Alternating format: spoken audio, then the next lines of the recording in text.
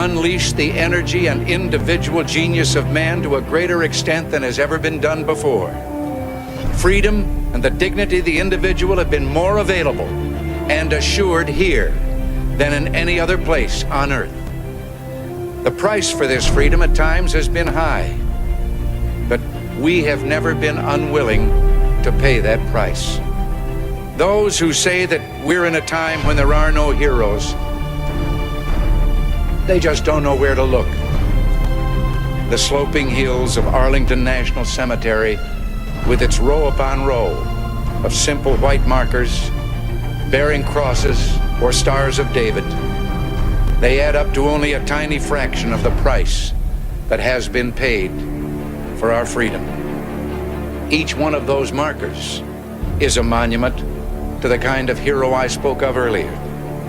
Their lives ended in places called Belleau Wood, the Argonne, Omaha Beach, Salerno, and halfway around the world on Guadalcanal, Tarawa, Pork Chop Hill, the Chosin Reservoir, and in 100 rice paddies and jungles of a place called Vietnam.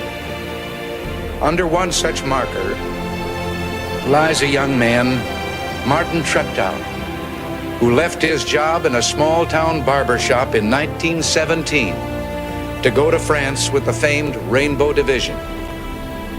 There on the Western Front, he was killed trying to carry a message between battalions under heavy artillery fire. We're told that on his body was found a diary. On the flyleaf, under the heading, "My Pledge," he had written these words: "America must win this war. Therefore I will work, I will save, I will sacrifice, I will endure. I will fight cheerfully and do my utmost as if the issue of the whole struggle depended on me alone." We must realize that no arsenal or no weapon in the arsenals of the world is so formidable as the will and moral courage of free men and women. It is a weapon our adversaries in today's world do not have. It is a weapon that we as Americans do have. Let that be understood by those who practice terrorism and prey upon their neighbors. As for the enemies of freedom, those who are potential adversaries, they will be reminded that peace is the highest aspiration of the American people. We will negotiate for it, sacrifice for it. We will not surrender for it now or ever. We are Americans.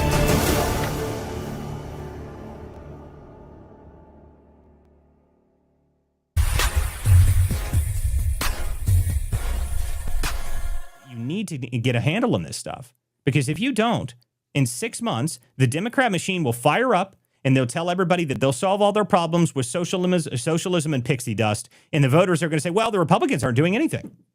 They don't care what the Republicans do. The Republic, well, you know, we voted for the Republicans and they suck. They didn't do anything. They can't get anything done. And the problem is the Republicans establishment. I do worry that part of this is they hate Trump anyway. Okay, they despise him. They've always hated him. And to them, they couldn't throw him in handcuffs, so they're going to handcuff his agenda and let him run out the clock. That's what I worry is actually happening right now. Okay.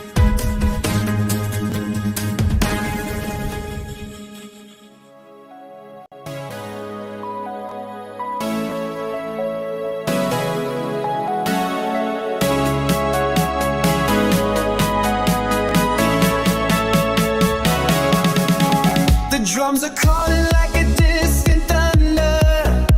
Fiddles whisper tales of woe.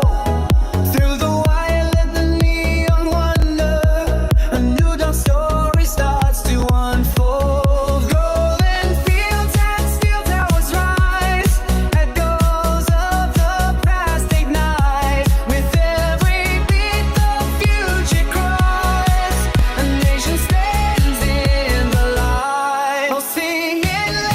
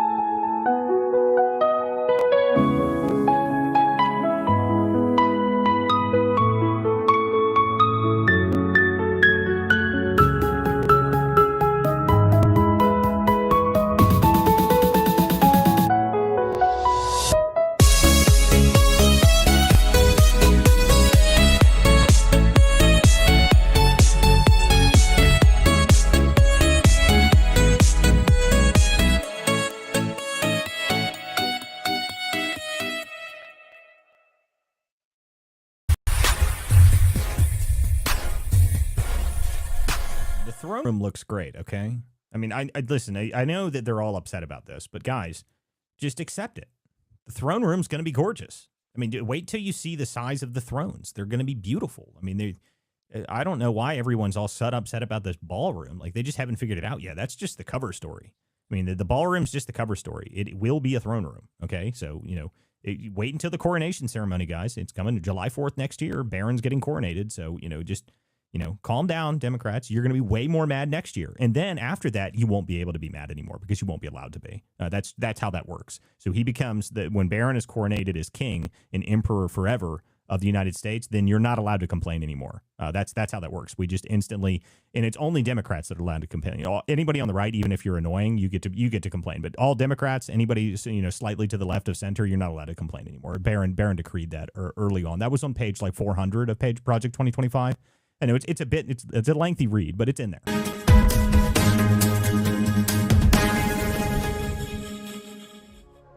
Dark MAGA.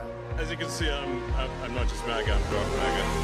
My sole and exclusive mission is to go to work for our country, to go to work for you. It's time to deliver a victory for the American people. We don't win anymore, but we are going to start winning again. I'm not just MAGA, I'm gothic MAGA. From mountain to mountain, from ocean to ocean, hear these words. You will never be ignored again. And yes, together, we will make America great again.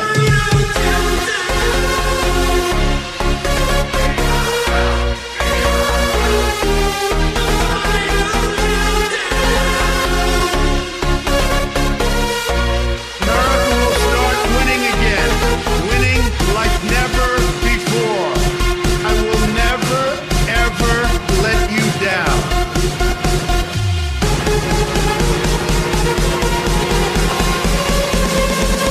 This is Donald Trump's house, brother.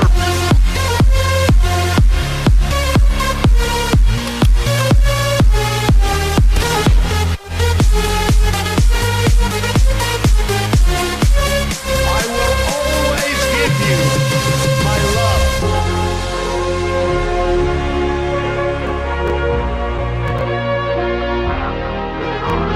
America is a nation of believers, dreamers, and strivers. We will bring back our jobs. We will bring back our borders. We will bring back our wealth. And we will bring back our dreams. Thank you, God bless you, and God bless America.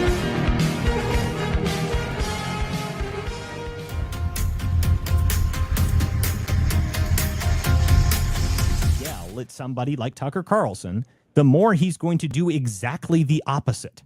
Okay? Like, if you don't want to hear what he has to say, then stop talking about him all day.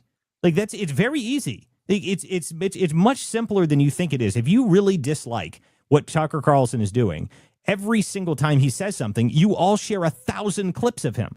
There's 1 million clips that come out. Look what he said. Like, okay, well, you just boosted him in the algorithm by 1,000%. Well done.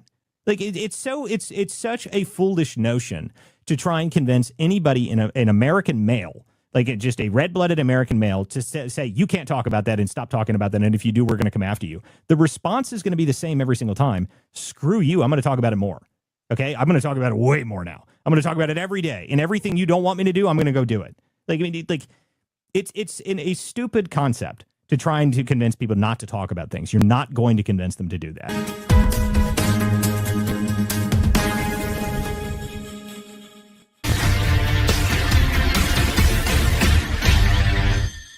Message to hold in your hearts today, it's this: never, ever give up. FBI raid at Donald Trump's Mar-a-Lago residence. Deadly force being authorized. Nothing worth doing ever, ever, ever came easy. Donald J. Trump has been indicted. Jack Smith has again indicted former President Trump. Over the course of your life, you will find that things are not always fair. you will find that things happen to you that you do not deserve. Like they said, take a look at what happened. But you have to put your head down and fight, fight, fight. Never, ever, ever give up. The more people tell you it's not possible, that it can't be done, the more you should be absolutely determined to prove them wrong. CNN projects that Donald Trump has been elected president. Treat the word impossible as nothing more than motivation. Relish the opportunity to be an outsider, because it's the outsiders who change the world. 250 million Americans are not garbage. And it'll make a real and lasting difference. The more that a broken system tells you that you're wrong, the more certain you should be that you must keep pushing ahead. You must keep pushing forward. I think that we just witnessed the greatest political comeback in the history of the United States of America. So just remember that. Never stop fighting for what you believe in and for the people who care about you. America is beginning a new chapter. Our best days are yet to come. I can promise you that.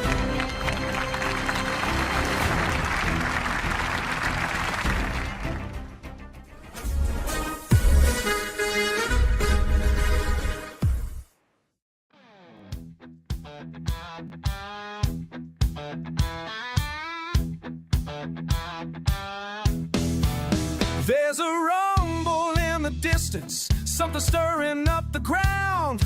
Coffee shops and corner stores, people talking all around. But the words they're speaking softly got a weight that pulls you down. Something's moving through the grapevine, word by word from town to town. And they lean in close to tell you what they heard somebody say. But the truth gets bent and twisted as it travels on its way. Who do you trust? When the talk gets low, who do you trust? When the whispers grow in the halls of power where the secrets flow, who do you trust? Tell me who do you trust?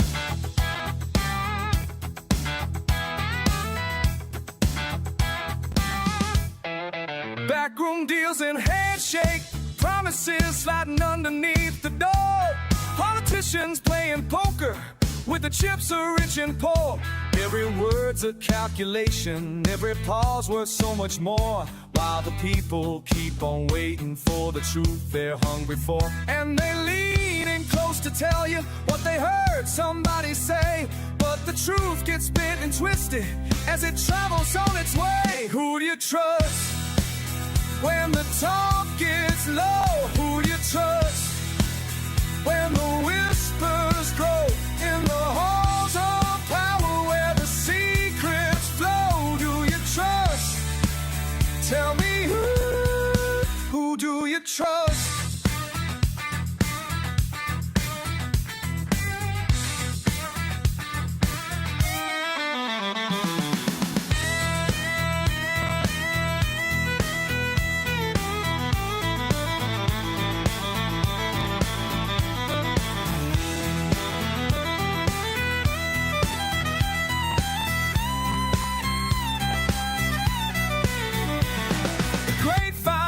Thicker, every lie becomes the truth, and the honest voices calling sound like strangers in the booth. We're all just trying to listen through the static and the noise, but the loudest information drowns out the quieter voice. Who do you trust? When the talk gets low, who you trust? When the whispers grow in the halls of power where the secrets flow, who you trust? Tell me who do you trust? Who you trust? Do you trust? Do you trust? Do you trust?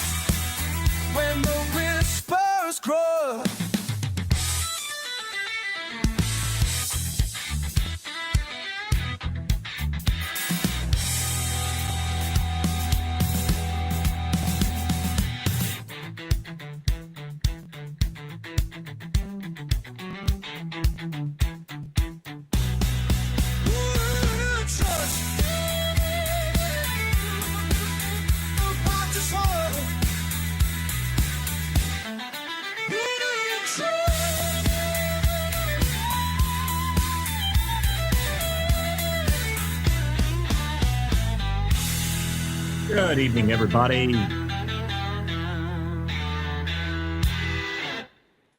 Welcome back to the Political Theater, everybody. Thank you guys for joining me this evening, and we've got a whole lot to talk about. We've got a huge show for you. I'm Walter Kurt, your host. We've got a ton to go over tonight, guys. There is a ton of information that came out today, a ton of fun stuff. Apparently, Joe Biden has returned from the crypt, and he's absolutely no better than he ever has been before, but we'll talk about that. We've also got to talk about the Supreme Court taking up birthright citizenship. I think this is probably the most important case that, I don't know, in the past. I have no idea how many years it would have been to even remotely consider which would be more important than this. So this is easily the most important case that has come up in a long time. So we've got to go over that. We've got to go over we have to go over a number of the other stories that have happened today. There's a bit more information that have come on. There's something to do with HHS had they were cracking down on a school that were vaccinating kids without parental consent, which is crazy. There's a lot of other stories we need to go over today, but thank you guys for being here this evening. Make sure you guys share the link out if you guys are listening to us on the X space. Guys, make sure you guys check out WCDispatch.com, and that's where the show streams live. Sorry I'm a bit late tonight, guys. I had to put my daughter down. She was wanting to read an extra story tonight, so I'm having no problem reading an extra story, so I had to take a little bit of extra time doing that this evening. But we are here, and we're ready to go this evening, so thank you guys for showing up tonight. So I definitely want to talk about the plan of the possibility of us ending birthright citizenship, which would be, I would argue, if we actually do end birthright citizenship, if that ends underneath Trump, then there is no question at all that he would then be, I would say that there's no question that he would be the most transformative president in modern American history by a long shot. I mean, there's not going to be anyone even close to that if he manages to do that.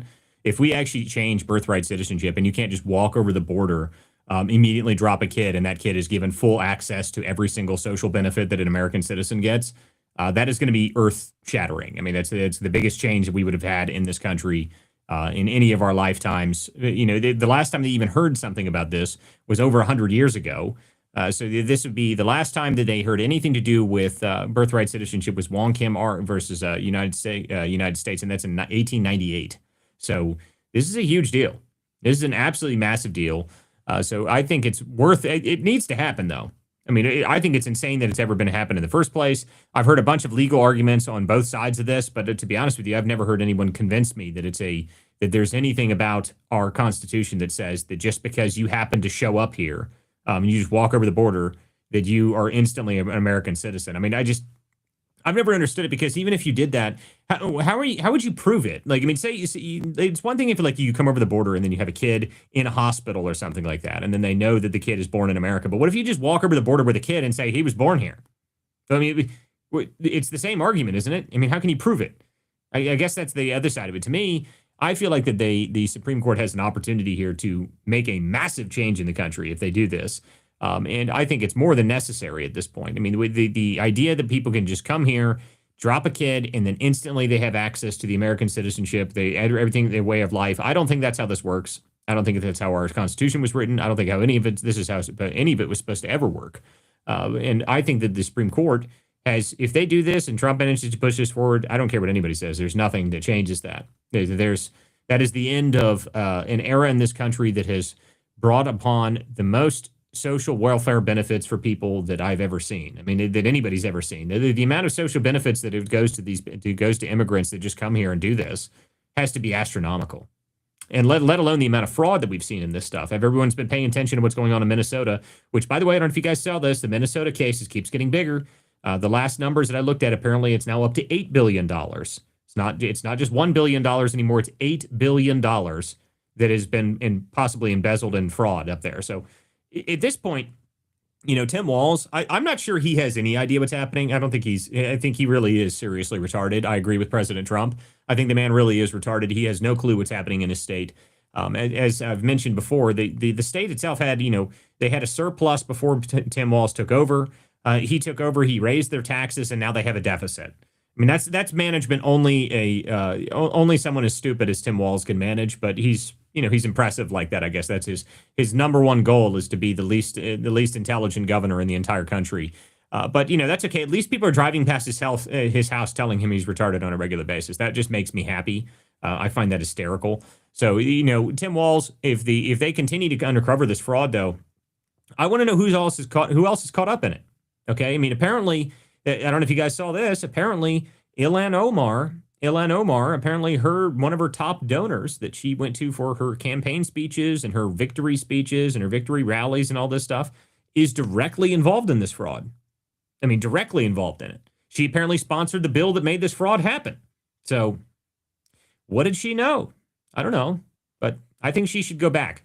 That's what I think should happen. I think that at this point, the amount of fraud that the Somalian community has committed on this country is astronomical. You know, I was listening to somebody earlier today that was talking about it from a European perspective on Somalian immigration, and he was being very tongue in cheek as he was talking about it. He said, out of all of the populations that immigrate to the Netherlands, it turns out that the Somalians, more than half of their population are on social welfare benefits.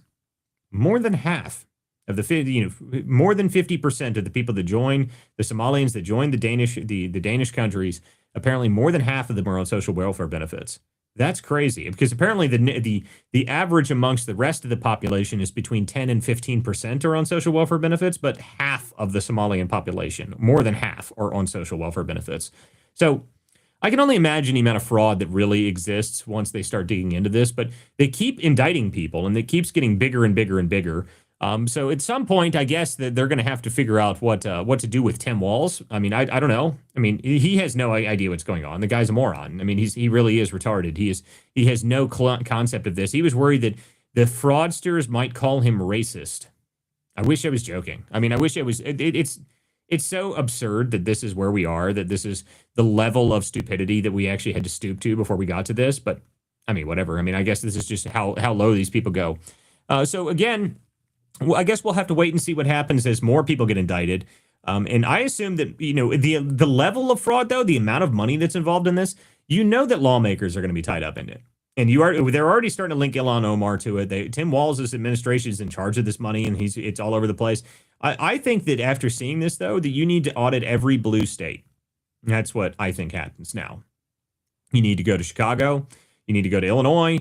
You need to go to all of the states up in the Northeast. You need to go and audit every single one of these states that has large social welfare programs. And I want to see how much money is going to illegal immigrants in each one of those states. Because if the Somalian population can just call them racist and you just give them money and let them commit fraud, I mean, why would it just be Tim Walz, I guess is my question. Why would it just be that state? Why would it just be Minnesota? I highly doubt it.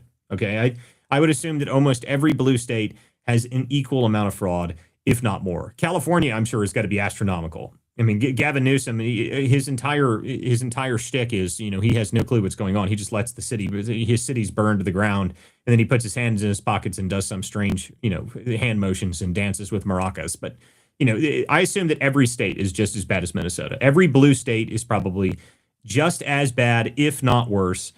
So I think after watching this, that the Republicans, maybe they were right to go after some of this Medicaid subsidies. Can you imagine how much money was actually being chewed up by those Medicaid subsidies? Those ACA subsidies. Can you imagine that? Because remember, part of the ACA, the reason the Republicans were against it is because they knew that those subsidies were going to be used for illegal immigrants in certain states. That was true. Okay, that was within the provisions, and you can actually go read it. Everyone's claiming to do it. It wasn't in there. Yes, it was. It was always in there. They were trying to hide it by claiming that it goes to, community health centers. Well, community health centers, the only reason they said they use that term is because community health centers means you don't have to register. It's like an urgent care. You just walk in and they give you treatment. Okay, so that's the reason they called it that. So yes, it was going to illegal immigrants, and they knew it was going to illegal immigrants, but they couldn't tell you that, and they couldn't present any evidence. So how much of that was going into fraud? I have no idea, but I'm sure it's got to be even larger than what's going on in Minnesota. So I want to see a full audit of everything that has happened in Medicaid. I think that the one advantage that we saw from the Doge time is that we actually started to see some real numbers of what was going on within the federal government. I think it's got to be it's got to be everywhere. It's got to be even larger than this, which is why everything to do with the federal government being involved in healthcare in the first place, this is why it should have never happened. This is why it should have never happened. This is the amount of fraud that exists in it. Plus, let alone the fraud that the insurance agencies commit within themselves. They make it legalized. I mean, it's sort of legal, right? I mean, they say, your Tylenol costs $900 in a hospital. I mean, that kind of stuff is insane. But this is how they do it because, the insurance money is paying for it, which means technically it's all backed somewhere by the government. So we need to get rid of all that stuff.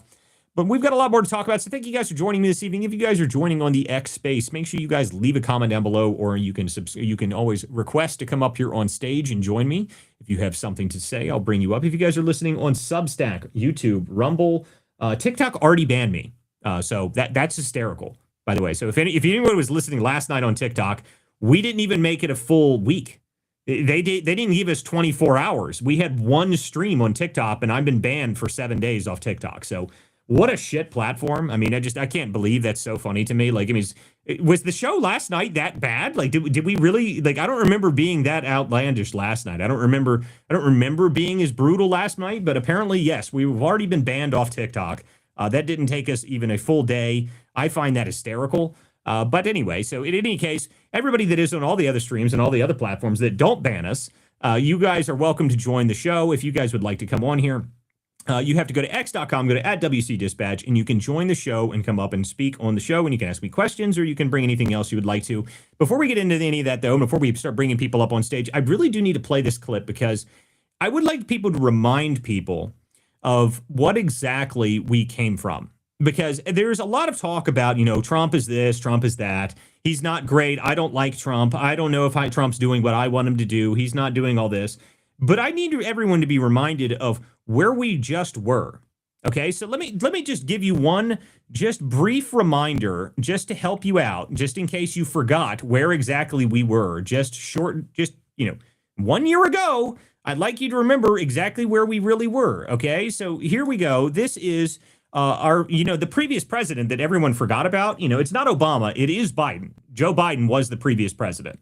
So I know everyone likes to forget that he exists and that he's just become the dash between 45 and 47, but he was actually the previous president. I mean, that is a real thing that happened. He was the previous president.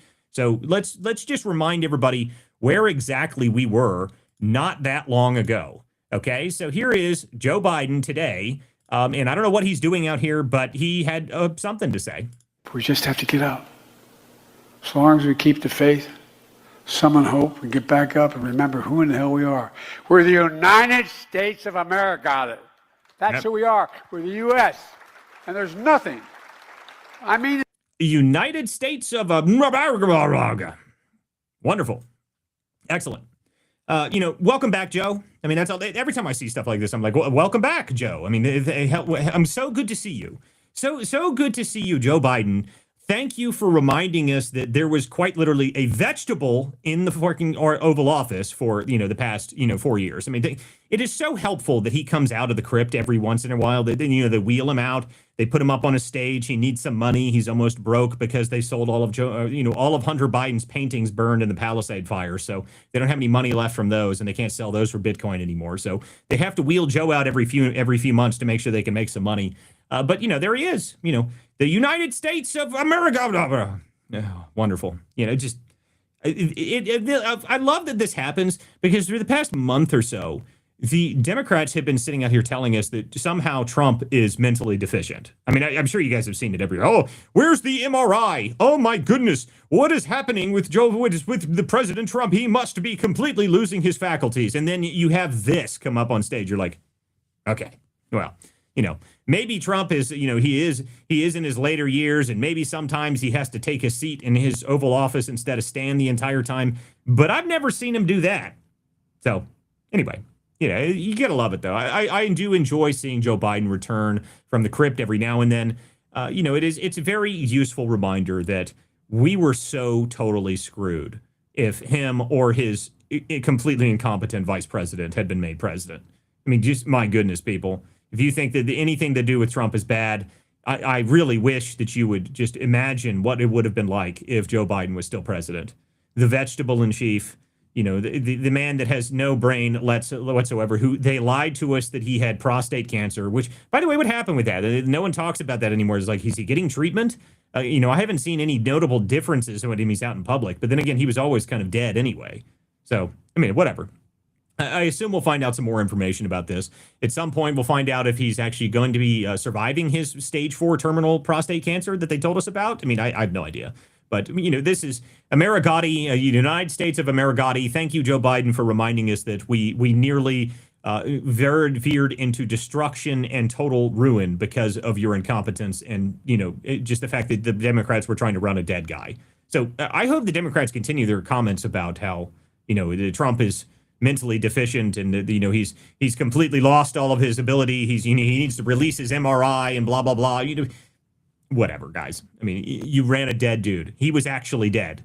I mean, where's Jake Tapper? Where's Jake Tapper when this sort of stuff? I mean, it's such a joke. Guys, if you'd like to join the show, I'm going to open it up. Now you guys are welcome to come up here and join and request to come up on stage. I will bring you up, and if you would like to have a comment written down below, I do read the comments throughout the show, guys. Make sure you guys read something, put a comment down below. I do read them on all the streams. I appreciate everybody who joins the show. And if you guys would like to really support me, I really do appreciate everybody who goes to WCDispatch.com and actually subscribes there. You can also subscribe to me on X directly. I do have subscriptions available on X. I'm going to start doing some exclusive content specifically on X, just on the X profile for the subscribers there, because it is a different version of a subscription. But if you are a subscriber on there and you would like to be a subscriber at WC Dispatch and get access to all of the archives there, you can send me your email when you subscribe on X, and I will give you a free access, a full year access to WCDispatch.com. But anyway, I brought up Southern Belle onto the screen. I'm going to share a couple things up there in the top, guys. But good to see everybody. I hope everybody's had a good week. It has been a crazy week for me. My mother is finally back home from Texas from her heart attack that happened on Sunday afternoon. So she is finally back home. She is, finally settled back in. It looks like things are going okay after surgery. So things are going out on my end. So it looks like we are back in the swing of things now, guys. So it is good to be back with everybody. And we're going to continue with the show as planned for tonight. And let's see here. Southern, if you're up on stage, I'm just sharing some stuff. So you're welcome to talk and say what's up. Hey, Walter. Glad to hear your mom's doing well at home. That's awesome. That is awesome. Can you hear me okay? I can hear you. Excellent. Excellent. Well, I was really surprised. SCOTUS popped out with this ending potentially birthright citizenship. This is Democrats' hair is on fire everywhere on X. They are freaking out. Oh, yeah. I mean, this is a huge, I mean, it's the idea that we can't contain this has always been so absurd to me. I've never understood why we can't look at it. Why is it untouchable? Why? I mean, just because even the ruling that they all base everything on, there hasn't really been a true ruling on this in over 100 years. I mean, and in the one that Wong Kim, if you guys go read that ruling, it was talking about it because he was actually a legal permanent resident in the country at that point already. But, why, I don't know, understand why we can't look at that. I think it's something worth it. I think it should be done. I don't see any reason that should not be looked at. Someone should not pay attention to it. That we can't have some sort of ruling on it. Because I think everyone, you would think that it would be a fairly obvious thing that if you just wander over the border, pregnant, 9 months pregnant, wander over the border, you step 1 foot into the United States, you've got no one has any idea who you are. No one has any idea what country you're from. You've not even been processed by ICE. You have a child right over top of the border, and then that kid's an American citizen? Why? Why? Just why? I mean, I don't understand. I mean, the Constitution, it says it's subject to it's subject to the rules and within. That's right. So if you're subject to the laws of the land, then yes. But if you're just from another country, I mean, wouldn't you be subject to the laws of theirs? I mean, I don't know. Foreign dignitaries don't get citizenship for their children's. I mean, I don't know. There's arguments on both sides of it. I just don't understand it. I don't think it's something that we should be upset about. I think it should be looked at, and I think it should be addressed. I don't see any reason why it shouldn't be addressed. So hopefully they do take a look at it, because it would be earth-changing, world-shattering if that happened. And I'm sure the Democrats will cry about it for all of human history if that happens, which that just makes my day better. So I don't see any problem with that at all. So I hope that happens. Okay, let's see here. Southern, if you had another comment, you're welcome to keep talking. Well, I guess what's kind of in the news right now is the pipe bomb, and then you've got on the other side the narco terrorists, like Mark Warner coming out saying that we killed 2 innocent men on the boat. Well, that is actually pretty funny to talk about. To me was funny. I'm like, yeah, they're getting rid of the drug dealers. Well, what my favorite part about it, did you see the ABC report? So the ABC report comes out and says the fishermen were trying to save the cocaine. I was like, they what now? Like, excuse me? Like, this is where we're at now? The fishermen were attempting to save the Coke. Like, oh my God. Like, I can't process the stupidity. It's just amazing for me. It completely breaks my brain when I hear that sort of stuff. And it's just like, what do you say? Wait, are they fishermen? Are they cocaine dealers? Why are the fishermen trying to save the Coke? I don't understand. But even if that's the case, none of this has anything to do with it. It doesn't matter. None of it's illegal. None of it's illegal. None of this was illegal in the first place. So I have no clue why exactly this has become so giant. I mean, obviously I know what the reason is. They hate Hegseth. Their mission in life is to get rid of Hegseth. Hegseth is, in persona non grata, the world's worst to them. So, I have no idea. Because he's a real man and he can do push-ups and he works with his service. He's a pure military guy and he's good looking. The women like him. Well, I think the biggest thing is that he's actually what the American military should be. That's what I think the biggest problem is, that they can't stand it. They cannot stand it at all that he is actually what the military should be. So we'll have to see what they're continuing to call him a war criminal though. So I mean, it's absurd to me that this is what they're doing. He's a war criminal because he's following the directives of the president. I guess that makes Trump a war criminal too. By the way, the Epstein files were released today. I don't know if you guys saw that. So the Epstein transcripts from the grand juries, those were released today. Now, the Democrats have already moved on because, all of the Democrats were in the Epstein files. So they stopped talking about it almost immediately after Hakeem Jeffries came out that he had getting campaign donations from Jeffrey Epstein. So they stopped talking about that entirely. But I assume that they're not going to talk about this at all because Trump's a war criminal now. He's not in the Epstein files. They don't care about that anymore, but he's a war criminal now. So will we even hear them talk about this? This is a Florida judge released the grand jury transcripts. So they're going to be made public. And he's citing, by the way, and the judge specifically cited President Trump signing the law saying to release the Epstein files as the reason that he signed off on it. So, I mean, at this point, what are they going to do when they actually release this? Are they going to even talk about it? Has anybody talked about it today? Is anyone on the left? What happened to the whole? I haven't seen anybody talk about it today. Nobody's talking about it. But what I do find interesting, though, is why did Trump hold on to their original group of documents? There was nothing in it, really. We pretty much knew everything in it. It just brought up a few Democrat names. One guy had to resign his professorship and he had to go off a board. Yeah, Larry Summers. Larry Summers at Harvard. He's had to resign from a bunch of stuff. So here's the thing I'll say about that is that, Trump, when Trump gets his head, on something, the way that he goes about things is, I don't care. I hate you, and I'm going to make you do whatever it takes. I'm going to make it as difficult as possible for you. But further than that, he also made the Democrats make it a huge talking point for them. I mean, this has been like one of their top talking points for weeks now is the Epstein stuff. And then they get to the end of it and they release it, and then it's got a bunch of Democrats in it. So it's a huge loss for the Democrats at the end of this. I mean, I don't think it was a good PR move for Trump, and I think Bondi was really the cause for most of the PR headache in the first place. But at the same time, at the end of it, Trump's just like, whatever, I don't care. He's Trump. It's nothing has to do anything to do with Trump. All of the emails essentially proved exactly what he said the whole time, that not only did he have nothing to do with it, but that he also threw Epstein out of his Mar-a-Lago place. It proved his whole story. Like, that was my favorite part about the email. They released that email. Like, oh my God, Trump's in the Epstein files. See, he was with one of the victims, and the victim was literally Virginia Giuffre, like the one that told everybody that no, he has nothing to do with any of that. So maybe I have no idea. To me, I assume that the Democrats are not going to do anything. They're not going to talk about it at all anymore. That's what my guess is going to happen now. Well, I also think that. I think he kind of enjoyed it. So I think he was having a little fun with it at the end. Well, here's the thing. Trump does this reasonably often. Anytime they try to force him to do something, he just instantly fights them on it, no matter what it is. I mean, his tax returns are the perfect example of this, okay? His taxes. What did he say at the very beginning of his taxes when they started looking at their like, sorry, guys.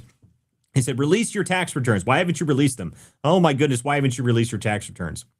He does that for years. And they finally get it. They finally get his tax returns, and nothing happens. They never talk about it ever again. It's amazing. I mean, it just completely forgot like it ever existed. But that's something that Trump does on a regular basis.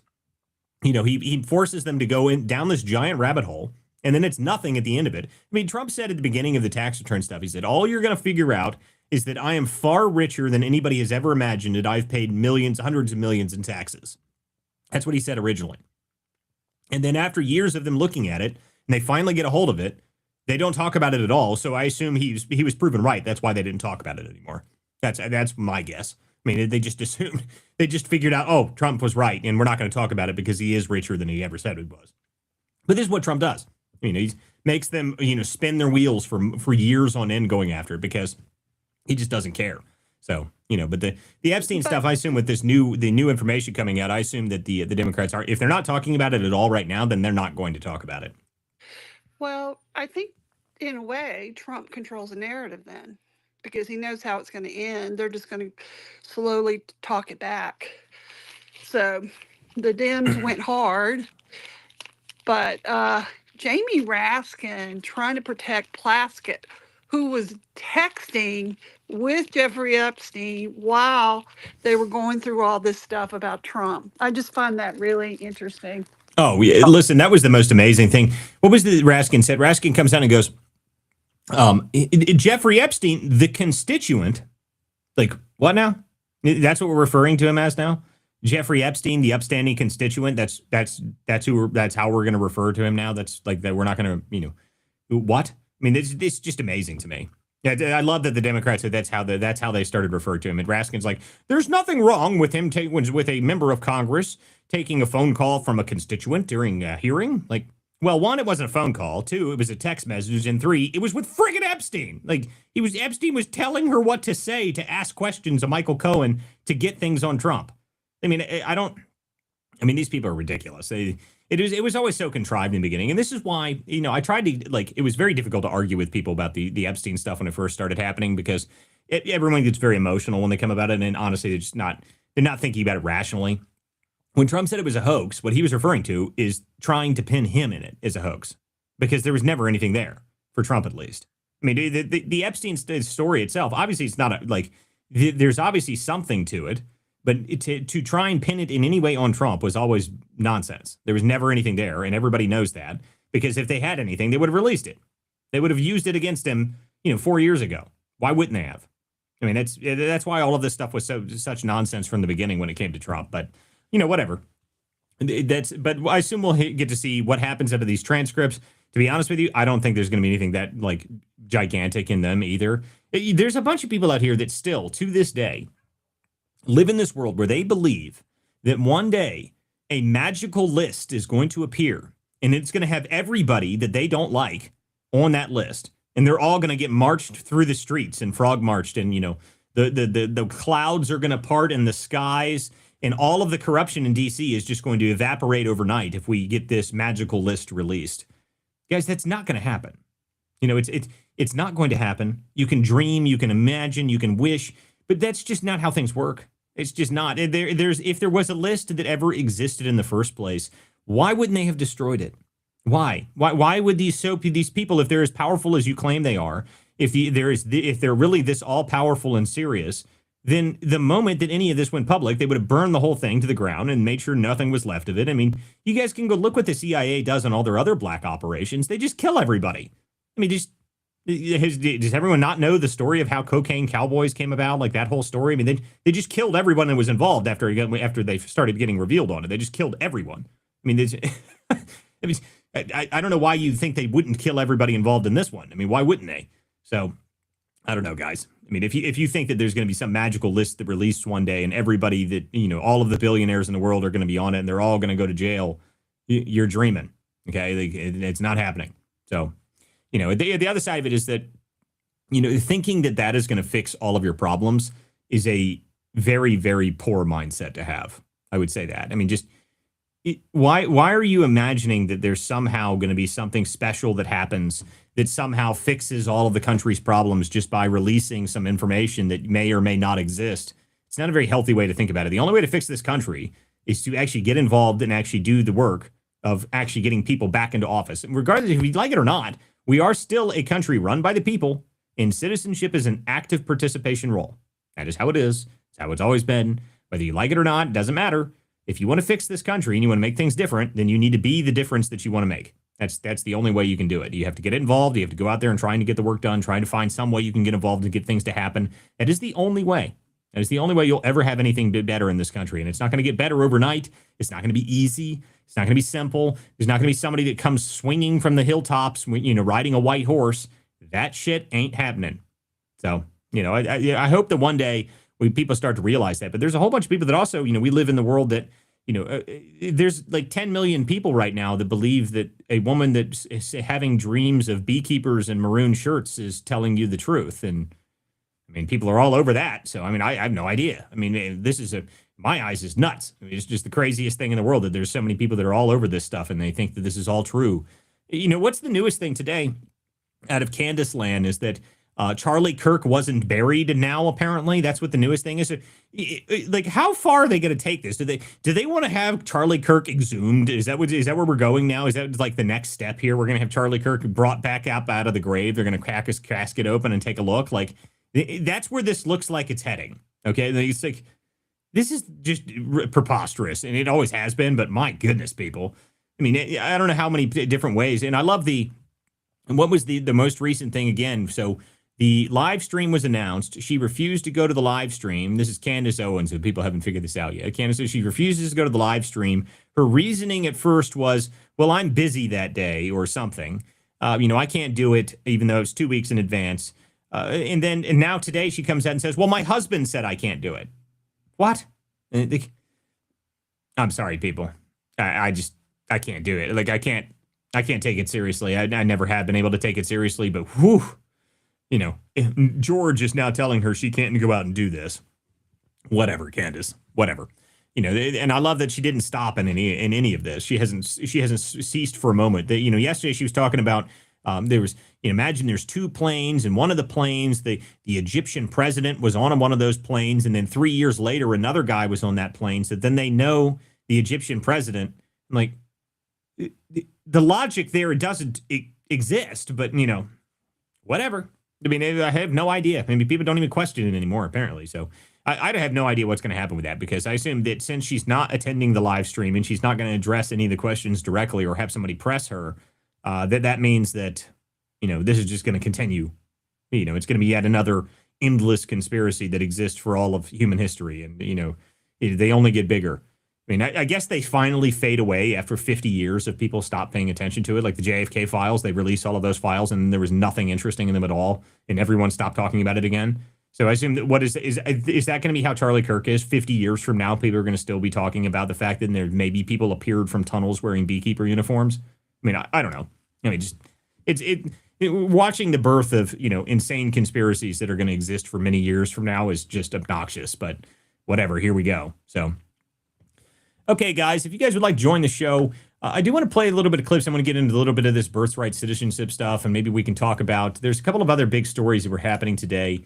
Netflix is apparently looking to buy Warner Brothers, and there's another offer out there on the table of Paramount trying to buy Warner Brothers. So there's some interesting corporate stuff going on. I've seen some people talking about the idea that if Netflix bought Warner Bros., that it would be, they would be a massive antitrust thing. I don't know if I'd really understand why that would be antitrust, seeing how there's already massive other streaming platforms that exist.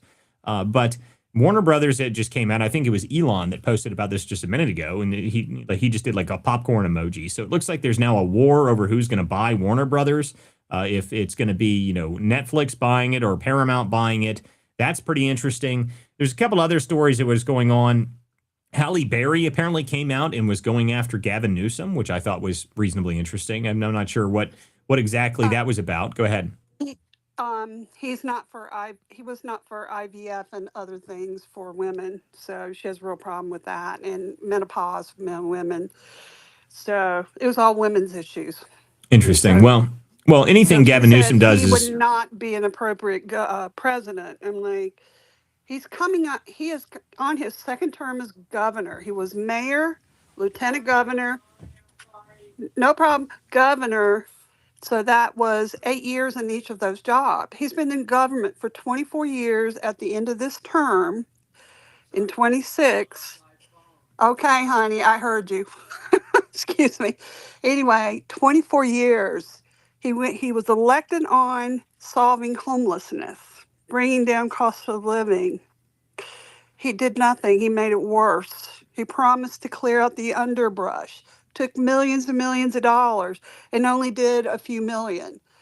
And then didn't have water during the last fire. And they were told this was going to be a bad one. Neither one of them, Bayer Bass or Newsom, prepared anything. Newsom now is going to D.C. to yell at Trump to get federal money because he hasn't done anything for them in California. Well, the problem I have with any of the Democrats is the idea that you just need to throw more money at it. Like that's always their answer. It's always the answer. It's just give us more money.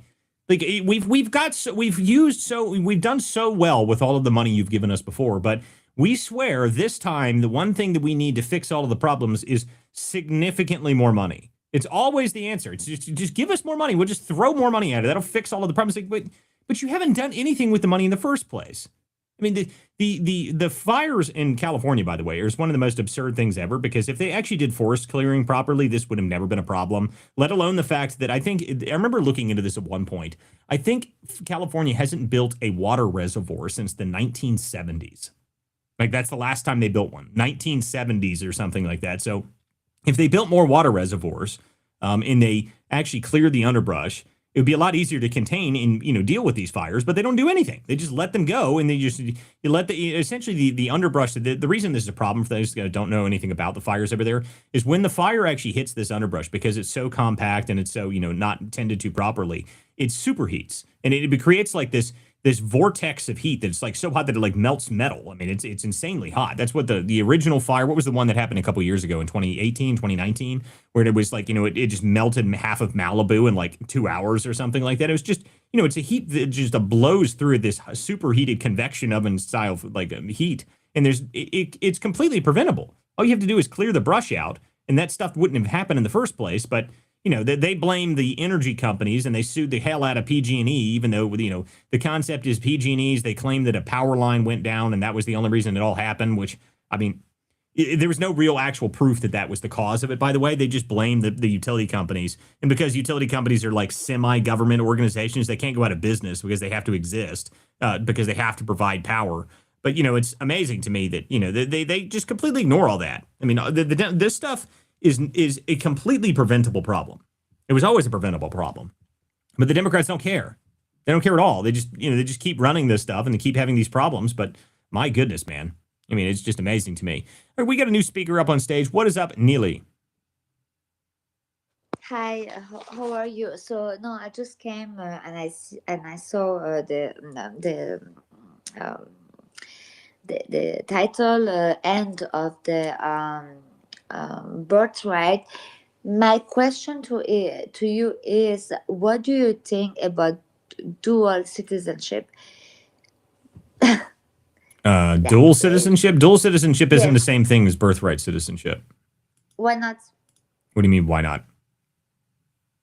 Dual citizenship would mean if you're born in another country and one of your, if one of your relatives is a member there. But again, dual citizenship would mean you're in both places legally.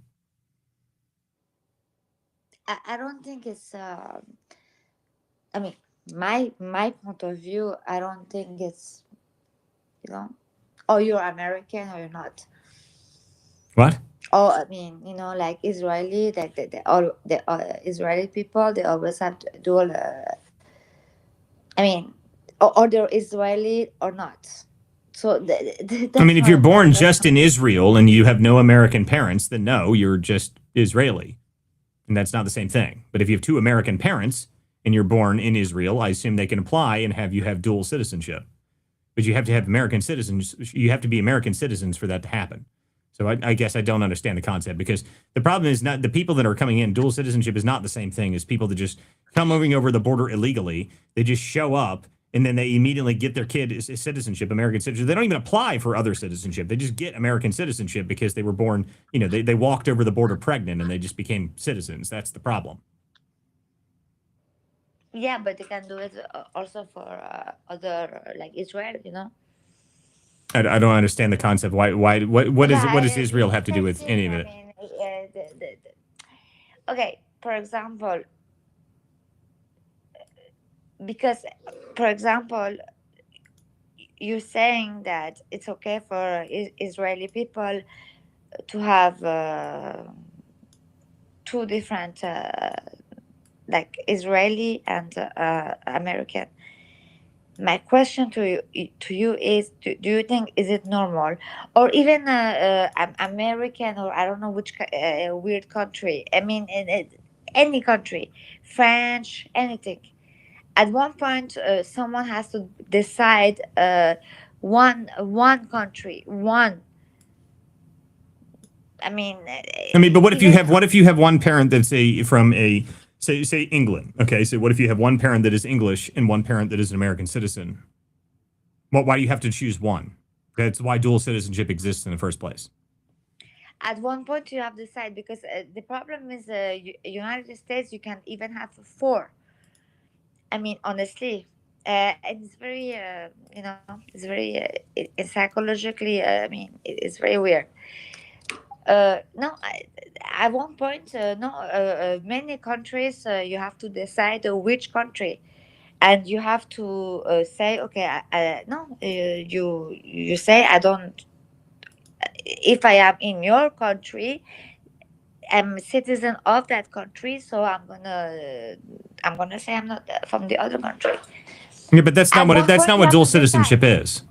That's not what dual citizenship is. So dual citizenship means that you have citizenship in both countries. So if you have one parent that is English and one parent that is American, and then you have a citizenship for both countries because you are a split person. Your family is from both places. That's not something you don't have to choose one in that scenario. Like, what are you talking about? That's why dual citizenship exists in the first place. But that's also not the same thing as birthright citizenship. It's not the same thing. It's completely different. So I guess I don't understand the problem. Okay, Jay, I have a new speaker up on stage. What is up, Jay? Thank you. Hey, what's up, man? What's up, man? Hey, I checked the Congress.gov. Did they impeach Trump? No. I looked at the top 10 bills that they actually posted. I mean, listen, they can file articles of impeachment all day long, but no, it doesn't matter. Oh, it doesn't matter. Okay. No, I mean, listen, they don't have any control over the House, so they can file as many articles as. I mean, the last time, I'm not sure if someone has done that now. If there's another one coming forward, I mean, Al Green at one point brought articles of impeachment forward, and that went nowhere. Because they don't have any support in the House at all. So, I mean, no, that's outside of that. I mean, no one cares about Al Green, but no, they haven't impeached Trump as far as I'm aware. So, I mean, they know they haven't impeached him. They also have zero control over the House. We have the Senate. So, no, they haven't impeached Trump. Do you know when's the bill is going to take effect? The big beautiful bill? The big beautiful bill already took effect. Oh, it already took effect? Okay. Yeah, I mean, the big beautiful bill, everyone forgets it's a reconciliation package. So it's the only reason that it was different is it's essentially just a CR, but they altered it by reconciliation. So it's not really, it was already in effect. It was already law. They just altered it and moved appropriations around within it to make it fit for what they were trying to do. Okay. Thank you. No problem. Guys, if you'd like to join the show, if you'd like to come up here and talk, you want to ask questions, you guys can ask whatever you would like. You go to x.com, go to @WC Dispatch, and you can join the show, and you're welcome to come up here and talk on stage. You guys are welcome to come up here and talk, and you're welcome to come up here and argue about whatever the hell you want to talk about. I have no problem with you guys coming up here on stage. So I do want to go over a couple of these other things because there was some interesting stuff that came out today. There was also some information that came out of let's see if I can find the correct clip here. There was a story that came out from HUD today that showed that apparently illegal immigrants were getting taxpayer government-backed mortgages, which is nice. You got to love that. That's we have a housing crisis in the country. Everyone's talked about it for weeks now. Everyone's talking about it. We have housing crisis. We have all these problems, and then you find out that the Democrats were giving illegal immigrants taxpayer-backed mortgages, which is just, of course they were. Why weren't they? Why am I surprised? I guess I am not really surprised. I expected at this point, like everything that you think that they were doing, they were doing. That's, I think, the better way to think about it. Like it's every single thing that you can possibly imagine that they were trying to give to illegal immigrants, they did it. They definitely did it. They did it 100 different ways. They made sure, and I'm sure that every single one of those illegal immigrants that got a taxpayer-funded mortgage, I'm sure it was at like the lowest possible interest rate, and that all of them have defaulted on it. Like, I mean, I just assume that's the way this works. I find it incredible, though, that this came out today, because this is, what was it they claimed? Oh, none of this stuff is going to illegal immigrants. We're not doing any of this stuff. None of this is happening, but it is. And 100% is. And we just keep finding more and more and more things that they were just passing all of our, all of our money, all of the taxpayer subsidies, all of our FEMA dollars. We were putting up illegal immigrants in 5-star hotels. Of course, we were giving them mortgages too. Why wouldn't we be? It really is incredible stuff. Betty Rose, you came up here and joined the show. What is up, Betty?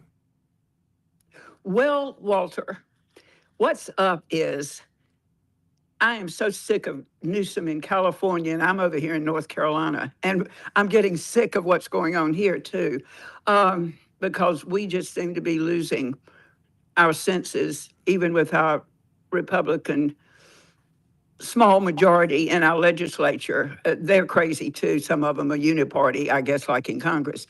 What I wanted to remind folks of, and I cannot remember the scientific term, but before the big fire that was, the most recent one, there was another one, and that was when Trump, remember, went out there and had Newsom standing there, and he was explaining to him that you need to cut the underbrush. But one of the things that people were pointing out was that where it looked like on one side everything got burned, on the other side nothing, and there was maybe a conspiracy theory that it was whatever it's called, directed some sort of laser stuff that would burn one thing and not another. Do you remember all that type of talk? Yeah, there was a number of people that were talking about this in Maui. They were talking about there's like direct energy weapons or something like that. Listen, I don't really give a lot of credit to a lot of those ideas, because majority of the time you can go look in this stuff, and the fires in Maui were actually a direct result of the power lines that were running off of windmills, because they were generating too much power and going back the opposite direction. This is one of the problems with green energy. I mean, it's just a terrible system. It's just a terrible system in every way. And our grid has been built in the same way for over 100 years. Power goes one direction. But now with the stupid electric, with all the stupid green crap we added in, power goes in multiple directions, and it's done all sorts of strange things. And as far as I'm aware, in Maui, there was a bunch of problems where they didn't have the safety system turned off. They didn't have the power grid disconnected from those windmills, so it started causing all kinds of problems. So that was in Maui. In California, it's a bit different. In California, it was just sheer incompetence of the administration, both from Bass, which I'm amazed that woman did not resign in disgrace. I mean, she was in Ghana when this was all happening. I mean, it's just amazing that this woman is still the mayor of L.A. The fact that she even remotely is even anywhere near the halls of power still, and they didn't throw her out, is unbelievable to me. But no, I don't pay a lot of attention to the energy weapon stuff, but I do pay attention to what idiots are in charge, because it's almost always incompetence that causes these problems. Correct. Betty, the Santa Ana winds is a big part of it as well, for the wind direction. They were told that to expect a big problem and to get the fire trucks out into the neighborhoods now. They did not do that. And then in the Pacific Palisades area, James Wood's house, if you remember him from acting, his house was saved. And ironically, the house that Hunter Biden was living in was also saved. But yet he got restitution, which I found interesting. He is a grifter. But they did not clear out the underbrush, and there was no water. Yeah, well, I mean, that's the problem is that the reservoirs are completely empty. I mean, they had no water. It's amazing to me that they lived next to the ocean and they couldn't figure out how to be like. It's again gross incompetence. But go ahead, Betty, if you had something else to say. Yeah, well, I mean, I just wanted to respond. And yeah, you're right about Maui and all that happened there. With incompetence there again with the government, with the water not being available there either. But no, that first fire, when Trump evidently was president at the time, the first term, and went out there, all I can say is I saw the pictures, and I don't know that AI was, predominant at that time, but it really did look like it was, on purpose. Now, the latest fire, I think they did find evidence that someone had started that fire. And the last thing I was going to throw out is, the mayor should have been fired and run out of town. But remember, they promised that it would not be that hard for people because of the, climate crazy people, climate change people. You had to jump through hoops to get any house plans approved. And they promised, though, that in this situation, they would rush these plans through and be approved. I read yesterday, I think, that one house has finally been approved to be built back on. Amazing that it's taken this long. It's not really surprising. I mean, they again, this is all just complete incompetence by them. They have no idea what they're doing. They can't figure out how to do anything. They've got to do 100,000 hoops, and they got to claim everything's done like this way. Now, what you were talking about just a second ago, though, about how it looked directed or intentional, you're probably talking about the melted like aluminum siding stuff that you probably saw from the first fire. And I was actually addressing that a couple minutes ago when I was talking about the reason these fires get so hot is because the underbrush itself, when they don't clear it, okay, so it creates a superheated, like it's almost like a convection oven. I mean, that's the problem. It is so hot that it's 900 plus degrees, and it moves in like a heat wave. Because as it catches that brush, it then lights it again, and it's fresh fuel, and it just keeps going, and just keeps waving through it. And on top of the wind blowing across it, you've got a fuel source, you've got an oxygen source, and you've got a high wind gust that goes across it, superheats that in temperature up way, way, way hotter than you'd ever think. That's why it was literally melting cars. I mean, that's where that came from. So that's why it's a problem, and that's why you have to clear the brush out in the first place. That's why you're supposed to, at least, because that superheat is a real problem. I mean, that's what happened in the first fire in the 2018, 2019, I think it was, when that happened, I think that was the fire in Malibu. I mean, it literally did melt cars. I mean, it was that hot because that's how much brush was left there because they never cleared it, because they refused to do forest clearing because there's probably a spotted chicken or some bullshit. I mean, like, it really is that stupid. Go ahead.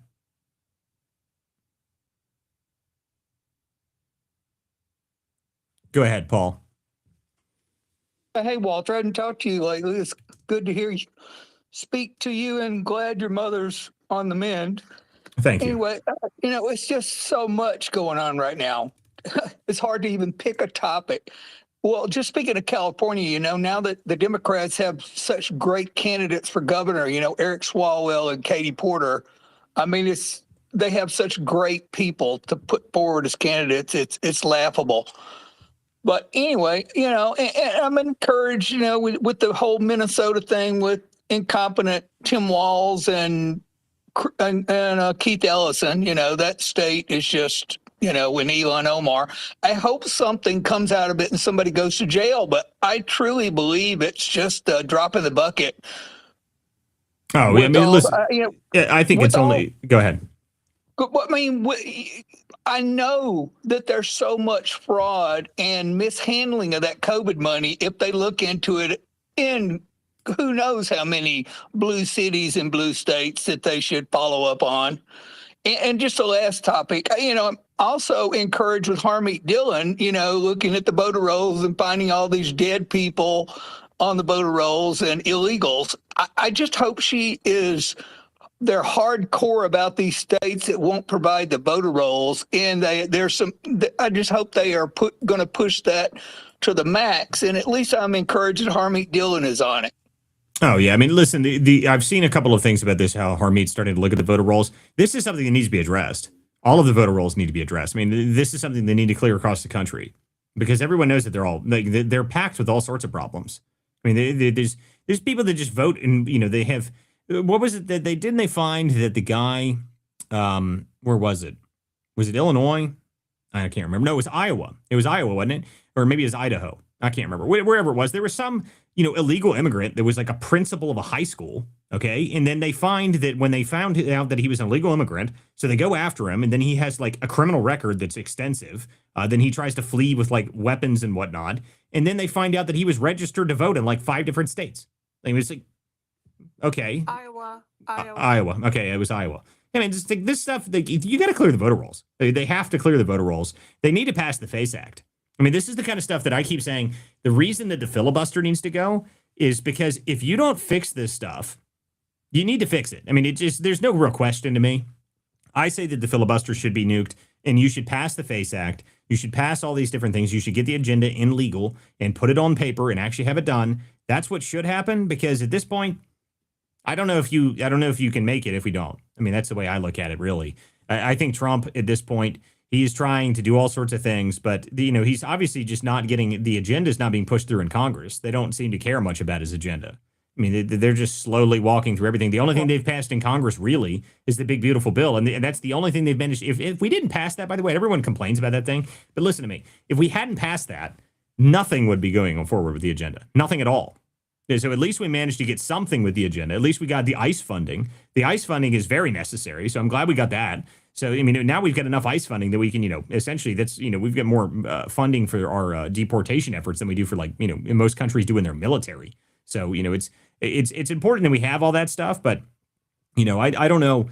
At some point, the agenda needs to move forward further than what we've seen just from the big, beautiful bill, because the big, beautiful bill, as much as it is, it's not the end all be all. And I still think that we can do a whole lot better. I think what they really should be doing is, what I don't get it is, you put a bunch of bills forward that are just single issues, make them vote on it. Just make them do it. I mean, you did it with the Lake and Riley Act. Lake and Riley Act was great. Okay, so there's a bunch of other stuff you can do that on. Okay, how about we just pass a bill that says 0 illegal immigrants can get access to social services? Why is that? That shouldn't be controversial. Shouldn't be. And of course, but even if they don't vote on it, but just make sure that it's just federal law. You cannot give any social service, any welfare services to illegal immigrants. If you put that on a bill and the Democrats vote against it, then that's a win for you. I mean, I don't know. And maybe I just don't understand why they can't move forward with this stuff. But Walter, Oh, I'm sorry. Go Walter, ahead. what do you think about the filibuster? Do you think we should get rid of it? I mean, I was saying this a minute ago. Okay, the filibuster, in my eyes, if we knew that the Democrats wouldn't get rid of it immediately, then I would be maybe against it. But the Democrats, the moment that they retook the Senate, they would immediately nuke it. They would do that it would be 10 seconds. Okay, everyone forgets the only reason it still does exist is because of Joe Manchin and Sinema. Okay, so if Kristen Sinema and Joe Manchin hadn't voted against it and flipped on the party, there wouldn't be a filibuster, people. Okay, so they would have already voted against it. It would have already been out. And if you guys don't think that the Democrats will do that the second that they get back in control, I mean, I don't know what world you're living in. Okay, because it's not the same one as me. I mean, I know for a fact. I mean, I don't know. I've said this many, many times on this show, and I've said it in 100 different ways. The Republicans are playing the wrong game. They are. They are playing this silly little game where they think that we're having some sort of policy argument with the Democrats. We are not. We're not having a policy argument with the Democrats anymore. That is not what's happening. The Democrats do not like you. They hate you. They are willing to elect people to office that will say that they want you dead. We're in a different world. Okay, and the Republicans still, there's a huge percentage of the Republicans in Congress that still think this is like 1990s policy debate bullshit. It's not. Okay, you have a Marxist party that has essentially accepted the idea that communism is the future, and you're still arguing about things that are very trivial. I mean, I understand the Republican Party. I don't want us to be a 100% united on every single issue. I think the fractious part of us is actually is still somewhat a benefit to us because it proves that we actually have diversity of thought.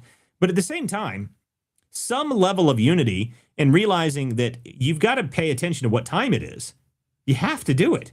I mean, if you think that the Democrats, if they retook control, wouldn't immediately nuke the filibuster, make D.C. a state, make Puerto Rico a state, pack the Supreme Court. What? Let me ask you, what evidence do you have that they wouldn't do that? Is there any evidence to that? I don't see a single shred of evidence that they wouldn't go forward with that within seconds. I mean, that's my problem with it, really. I mean, I think that's the first thing they would do.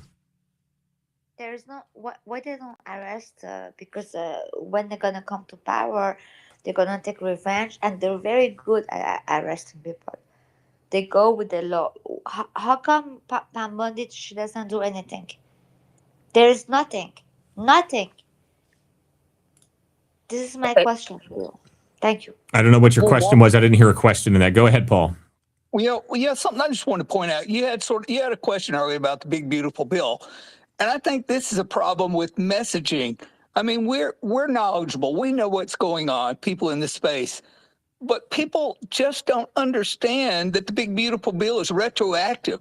So, they keep saying, well, we're going to see the effects starting in January. People need to understand it's retroactive. So you're going to be able to file your taxes. You're going to see those benefits in your tax return for 2025. And I don't think most Americans really understand that. Yeah, I mean, the tax increases alone that would have happened if they hadn't passed the big beautiful bill would have been devastating. I mean, they would have crashed the economy instantly. So, it was mandatory for us to get it through over the line. A lot of people like to argue about the quibble about the parts of it, but guys, we needed the bill. Okay, it needed to happen, and whatever we had to do. But my argument is that you could have had a better version of it if you just nuked the filibuster. So, I don't know. Obviously, and I want to say one more thing about the voter rolls. They have lawsuits, that they're filing with the states. I think they got to be more hardcore and start taking money away if these states aren't going to provide the voter rolls to the administration. Listen, I think they need to do a whole lot. Okay, there needs to be a whole lot more aggressive. They need to be a whole lot more aggressive. Okay, that's what I would say. We need to be a more aggressive party. That's what. At the end of the day, again, you need to understand what time it is. Okay, are we going to win or not? That's, I guess, the deal is to me is if you don't, and I've seen a few people that I actually respect say the same sort of thing as this, is that if you don't do this, okay, if you don't actually take care of this, the Democrats are going to run right over top of us. Okay, you have to. Trump has managed to swing the momentum was kind of swaying against Trump for a while. And I actually would argue that Trump was actually busy dealing with some major, probably geopolitical issues for a couple months because you didn't really see Trump talking about it like domestic issues. My guess is that something was going on that he wasn't really talking about and we don't know about. Because then when Trump comes back into the swing of things, he's suddenly sitting here saying we're ending third world immigration, which, guys, everyone needs to realize when he says that, okay, if we end third world immigration, by the way, I'm seeing some people talk about that. There's some floating stuff going on right now that they're moving it from 19 countries to 30. Okay, so that they're going to up the amount of countries that are included 30, in this. Yes. Yeah, so I've seen this. But guys, you need to realize that, again, the amount of immigration that would change in this country if you did this, okay? The amount that they would do. So 85% of all legal visas in the United States that are given every year, okay, every legal visa, permanent resident card, 85% of those go to third world countries, people from third world countries. So if you end that, if you end all third world immigration, you have effectively ended legal immigration. And that's why people are freaking out about it, by the way. That's why they're losing their minds over, because you guys don't realize almost all of DC is built around immigration. Everything has to do with immigration. Immigration is all encompassing. And like, if those don't know my background, my family, my father built the modern immigration filing system. I have a very, very deep knowledge of how all this stuff works. Okay, I've known about it my whole life. They have lied to us about it, almost everything about the lives. The numbers are all fake. They have completely, just not told anybody the truth about this for decades at this point. So, they need to actually start doing this. And if he ends that, there's a number of things that it does. One, it opens up the possibility for people from Europe that are trying to flee their, terrible countries at this point. Places like the UK, if you're done with in the UK, if you don't like the fact that if you send a Facebook meme that you can be arrested and thrown in prison for 10 years, you can leave. Okay, because now the immigration backlog isn't lined with Somalian immigrants that are here to try and get our welfare system. It's with, Europeans that maybe actually want to be part of our culture. So I think that's something that people aren't really talking about, but I think it's just as important. Okay, I've got a new speaker up here on stage. What is up, Archon Project? Hey, what's up, guys? Just wanted to shed some light on this. I'm kind of at the antithesis of what you're saying is to nuke the filibuster. I disagree. And I posted it in the bubble. And I also posted a follow-up about the ITIN numbers and Catholic charities. I did this all in November. Yeah, it's just a deep dive on this illegal immigration shit. Anyway, hope you guys enjoy those threads. Thanks so go ahead and present what your argument is. I can't read everything that you put out while I'm live on a show. So what exactly is it you got? Go ahead. Yeah, I'll just go ahead and say The problem is not the filibuster. The problem is the way they are using it as a rotational attack to stop anti-corruption legislation from being floored. And then on the ITIN stuff, I just said, okay, you order the IRS to go after every company that has ITIN employees. Then you say, we are going to fine you $100 a day per employee plus 14% interest rate. And then it goes from there and just says, what you do is you take Western Union and you put a 90% tax lien on the remittances to Mexico, Guatemala, El Salvador, Honduras, Venezuela, India, China, etc., countries with high illegal immigration rates. Okay, then what you do is you make a deal with those same countries that you will give them tariff relief if they send over boats and planes to come pick their people up and bring them back home. And then, so all that money that will go to help incentivize their hardest and most loyal workers to go back home and go to school. So you create satellite embassies that have like vocational schools. So instead of like trying to cheat their way into getting into school or whatever, you create satellites next to the embassies and say you can have your vocational career that's connected to the U.S., but you're going to have to take, if you came in illegally, you have to go out for 10 years. And you're going to have to. So listen, this sounds like a decent idea, but at the same time, dude, I don't think you realize, like, one, the remittance issue, I actually would love the remittances to be taxed 1,000%. Like, I mean, you shouldn't be able to send money out of the country, but that is considered a tax. So they actually had to include that in the Big Beautiful Bill. Now, this is one of the things I hate about the Big Beautiful Bill more than anything, is that the Big Beautiful Bill ended up with only a 1% tax on remittances, which I think is absurd. Okay, like I think that's ridiculous. The most absurd thing. Like that should have been 100%. One thing, the last thing is really important. Catholic Charities is basically the onboarding platform that they use to get fake Social Security numbers. And we are literally spending billions of dollars for Catholic Charities to onboard these people and other NGOs. Well, listen, all the NGOs, I would argue that every NGO should stop being an NGO. Okay, if you get government money, then you shouldn't be an NGO. What about 600,000 Chinese students? Yeah, the 600,000 Chinese students, I think, is a terrible idea anyway. Now, there is one single counter to the idea of the Chinese immigrants. Okay, so there's a bunch of people like, well, they're all going to be spies. Okay, so there's one counter to this, and I've brought this up before, but I'll present it for people that actually want to hear this. So the other side of this is a lot of these people that come over here from China, and they're best people. That's who these are. You know, they're smartest, they're best, coming to the American universities, whatnot. They're coming here. Now, some people say that there's a possibility that lots of them are spies. Yeah, that could be true. But there's also, if you guys understand the concept of a Pareto distribution, so a Pareto distribution is essentially, you know, your top 15% or your top 10% or your top 5% of your workforce essentially does all the work and everybody else doesn't. I mean, that's just how things work. Whether you agree with that or not, that's just true. But if they're sending their best here, okay, so their top 5% or the top 10%, whatever the hell it is you want to call it is. 1 million is a lot. Just hold on a second. Stop talking. 1 million. Hey, 1 million listen. You're not gonna interrupt me while I'm talking. Okay, so just shut up for a minute. So the idea is, if you come in here and you're sending 5 to 10% of your best people into the United States, it's a lot. I mean, I'm arguing it's not a lot. Okay, that's not the problem I'm talking about here. So just listen for a second here. So if they send their best people, the top 5 of their Purdue distribution, their best people, the people that do all of the business, come up with all the innovation, come up with all the ideas, and even 10 to 15% of those people say, oh, well, screw that, I'm not going back to China, then they've lost their best people. Their best people have just been consumed by our economy rather than going back to their economy. Now, it's not necessarily a perfect thing, but I'm just saying that it is a counter argument to it. And I'm not sure I agree with the idea of us bringing in tons of immigrations for our foreign students anyway. I think a lot of these colleges should just go out of business anyway. I mean, I don't care. I mean, a lot of these colleges shouldn't be in business. They have existed living off the government dime for many, many years in the first place. And I don't think they've really done a whole lot. I mean, you can go look around now and see how many people have college degrees and are not employed that have anything to do with their college degrees. I mean, it seems to me that we moved to this idea that we needed to have everybody in the country go get a college degree. And now all of those jobs that those people got are, one, they're not there anymore. or two, they're just, they're being consumed by AI or whatever the hell else it may be. So I don't think we need all the colleges anymore. I think we need to come up with different ways to get people into different trades. We should get people back into working with their hands.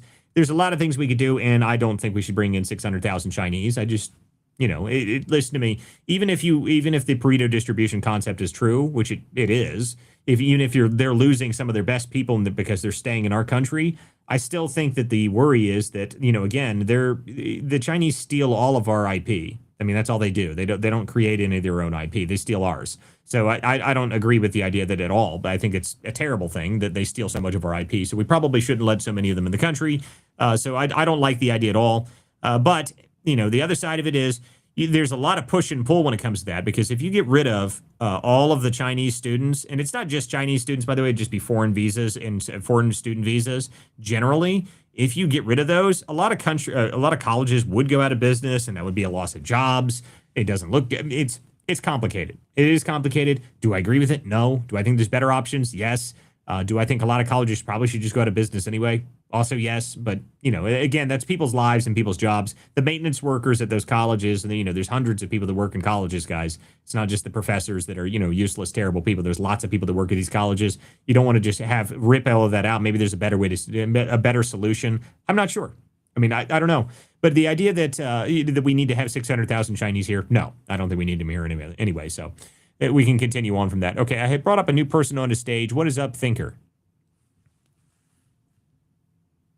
Thinker? Maybe? No? Wait, no, I'm here. Hey, Sorry. what's up?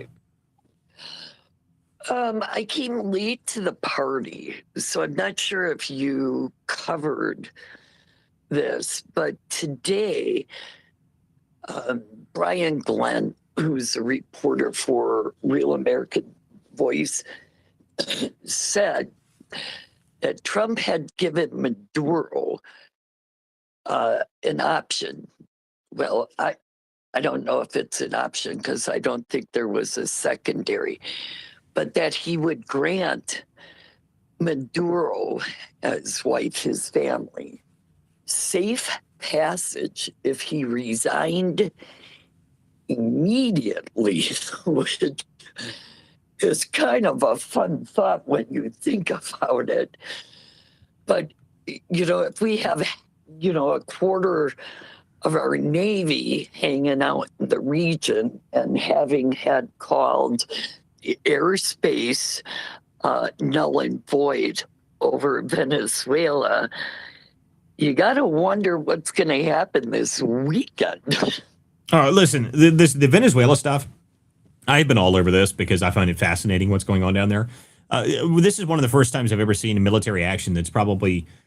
It's interesting. You see, like, a lot of the people that were so anti the Middle Eastern stuff, there's quite a few of them that when you ask them about the Venezuela stuff, they're like, oh, no, they need to do what they're doing down there. It's interesting. It's like you would think that if everyone was like, if it was specifically anti-war, I don't think Americans are necessarily anti-war. I think what Americans are is anti-long-term pointless engagements that don't gain us anything. That's what I think Americans don't like. Americans don't like the concept of losing and not gaining anything. I mean, what the argument in the Middle East, what exactly did we gain from all this time that we spent over there? I'm not sure it really benefited us. Now, at the same time, I've actually written extensively on this, guys. If you guys go to my Substack, go to wcdispatch.com and you can check this stuff out, guys. I've got a couple of long form reports on this. There is a long-term strategy that has kind of now reached its fruition that came about after the Cold War ended. They were trying to figure out what they were going to do with all of these rogue states that existed over there. I mean, there's all these states that, it was essentially the Soviets versus us, and we were working in all these different locations, and they were trying to figure out this out. But then after the Soviet Union fell, the question was, what do you do with all these? What do you do with all these countries over here? Do you want one to? You don't want one to become a superpower over top of all the others. What do you do? How do you deal with the region? Because it was a troublesome region regardless. So the eventual plan that came out from our U.S. government, and every president, by the way, every president since the 1990s has used some form of this. Okay, if you go look at the Wolfowitz Doctrine, which is something that came out in 1992, there was a leaked it was leaked to the New York Times. It's a document that came out. I think I actually have it on my timeline somewhere. You can look it up. But there was a document that came out that essentially said we have to figure out what we're going to do with all these rogue states. We don't want one power to manage to have control over top of all these regions over here. So what are we going to do? Are we going to be aggressive? Are we going to be destabilizing? How are we going to deal with it? And it was a very aggressive plan. And a lot of people have heard about the clean break theory. The clean break paper that came out that was talking about this, specifically the Israel one. But the clean break paper was after the Wolfowitz doctrine. It's many years after the Wolfowitz doctrine, actually. And in fact, I would argue that the clean break doctrine was actually directly taken for the Israeli theater from the Wolfowitz doctrine. So we had to figure what we were going to do with all these rogue states on a geopolitical level. And every president since the 1990s has had their own way of dealing with it. Some were bad, some were worse, some were terrible, some were horrible. I mean, but at the end of the day, end of that, the entire region over there has been completely changed. Whether it's better or not, I have no idea. But it is completely different than when we started this 30-year trek dealing with the Middle East. Now, is it a good thing for us? I would argue no. But at the same time, I mean, we don't necessarily want China to just consume the Middle East. We don't want Russia to consume the Middle East. Everyone forgets it. We're always quibbling about whether or not we like things and whether we'd want to do things. We do live in a world where there are other powers that want things. So if you don't do it, somebody else will. It's a little bit more complicated than everybody wants to make it out to be, that we can just kind of ignore the world around us and hope we can be isolationists. That's just not true, because eventually someone will take over what's going on there. And then if they have more resources than us, then they'll take over us. I mean, this is just how it works. But at the end of the day, I think everybody in the Venezuela theater is a bit different. Everyone's like, nah, hit them. We don't like them. I mean, it's kind of interesting to watch. I mean, the drug boat stuff is hysterical. I have never seen such a nonsensical thing from the Democrats. Like, how are you going to convince 99? I would love to see what the polling is on this. Like, what is the public opinion on blowing up narco boats? Does anybody think it's actually a bad thing? Are we all really upset about the idea of us hitting narco boats? I've never met one person that was like, oh yeah, I don't, we should just let all those boats in. Like, what? And the idea that they're fishermen is just nonsense. I mean, someone the other day put out this hysterical image, and they had like image A, and it was a fishing boat. And then they had image B, and it was like the narco boat that had all the barrels and stuff on it. It's like, which is which? Like, it's pretty obvious it's not a fishing boat, people. I mean, I love the ABC report, though. I've got to put that image up on the screen. I'll see if I can find it. The ABC report that came out that was... Marco Rubio just said it's about Iran being in there. Well, listen, it's always been a geopolitical thing. No, he just said it. He doesn't... no, it's not about drugs. Because, first of all, fentanyl comes from Neely, do me a favor. No. If you want to talk, just keep your hand up and I'll call on you. You don't interrupt, okay? No, the thing is... no, listen. The way this works is when you're on my show, because this show is broadcast in multiple different places, you are not the most important person that exists here, so shut the fuck up. So anyway, so the idea of this and anything... Yes, I just told you to be quiet. So you can either leave my show or you can be quiet. Those are your two options. These are your two options, and in fact, you're just going to be removed. So goodbye. Okay, anyway, back to the show. So anyway, so yes, it has nothing to do specifically with drugs. It does have something to do with drugs, but hitting the drug boats is the big thing. So the idea that we need to be upset about hitting drug boats, that's the big deal. Like, I mean, no one's upset about us hitting drug boats. I would love to see the polling on that. I highly doubt that anybody really thinks that that this is a big problem for people. It's just, I don't think so. I don't think anybody really cares that we're hitting drug boats. I don't think that's a big problem for people. I'd be very interested to see what exactly the polling numbers are on that. But obviously, it's more than just drug boats. Okay, so it's a lot more than just drug boats. It's not just that. We obviously have other geopolitical reasons for being in the region. So I guess we'll get to see what's going on there. Go ahead, Thinker. I can't imagine that there isn't somebody who knows somebody who had died of drugs, or some real hopeful teenager that lost their complete way from drugs. So I can't imagine, as you talk about polling, that wouldn't be extremely high, that, yep, take them out. I lost my brother to fentanyl. He thought he was an occasional cocaine user and knew better, but he didn't. And now he's gone 3 years, and I miss him terribly. So you're right on the polling. I can't imagine. Matter of fact, why don't you ask your group here, put your thumb up if you know somebody who lost their lives to fentanyl or Yeah, drugs. listen. The drug problem. That's why I tell people that it's like there's no way that the polling on this is bad because I'll tell you right now, every person in this room, I will be shocked.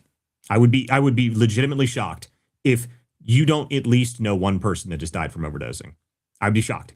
I really would be. And most people, it's more than one. It's significantly more than one. Most people in my age, in my age bracket, in the mid 30s, guys, in your mid 30s, I think everyone knows like 5 that have died from overdosing on drugs. It's that bad.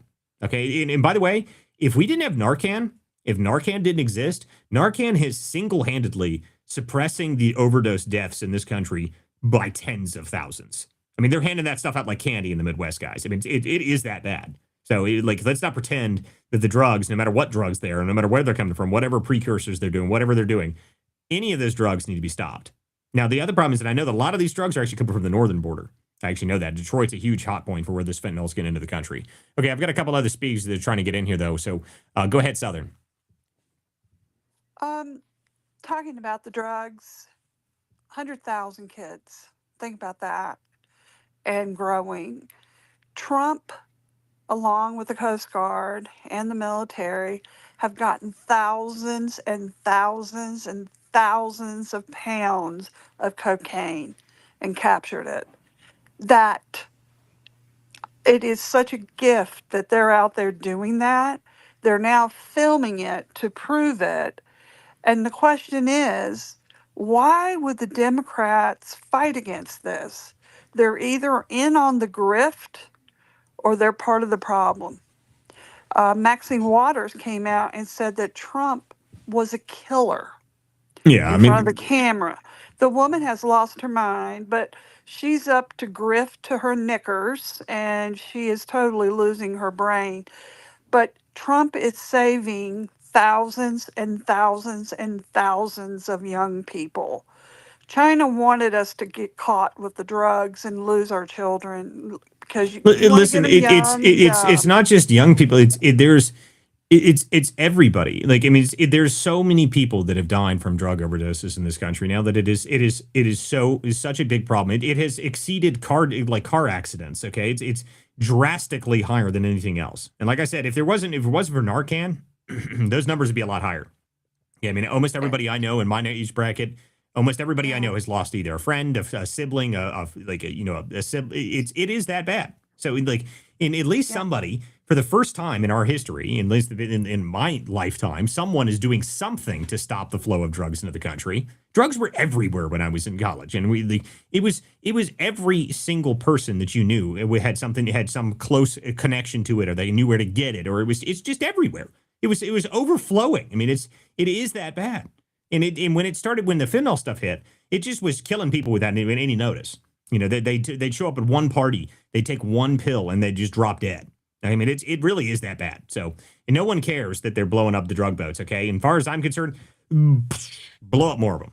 Blow them all up. Every single one of them. I love it. I love watching those videos. And my favorite is this. Oh, they were clinging onto boats as survivors. Blow them up anyway. I don't give a damn. The hell?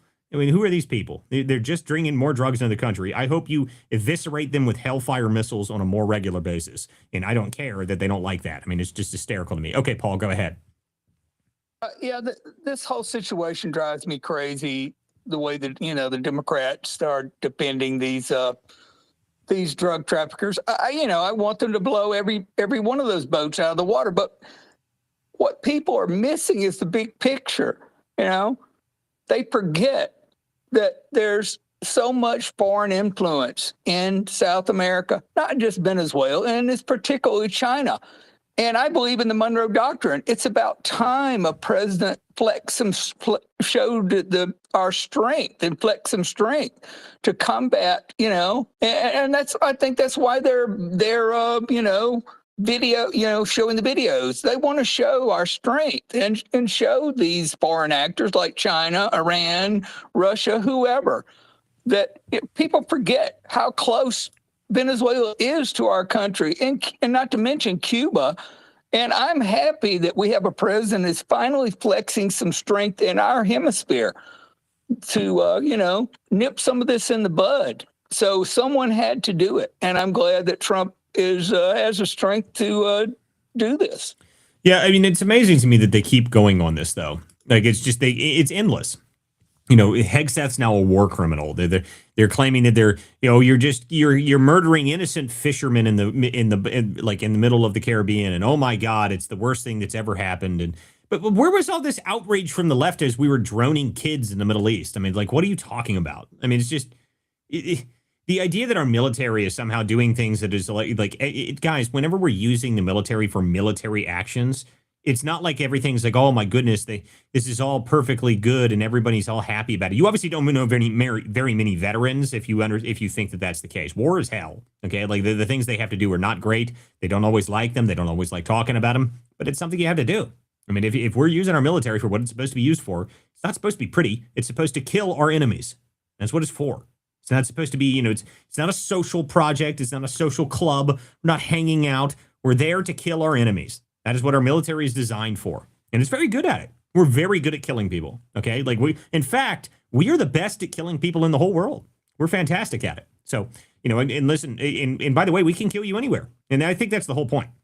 I think that's what they're trying to show. I mean, if anybody didn't see the Raising Cain when he talked about the Iran strike, God, that was an amazing, what a hell of a press conference. If you guys missed that, you really ought to go watch it. Operation Midnight Hammer. Go look up the actual press conference when Raising Cain talked about it. So yeah, we just had two dudes living in the Pentagon for 15 years that their whole life was dedicated to blowing up that bunker.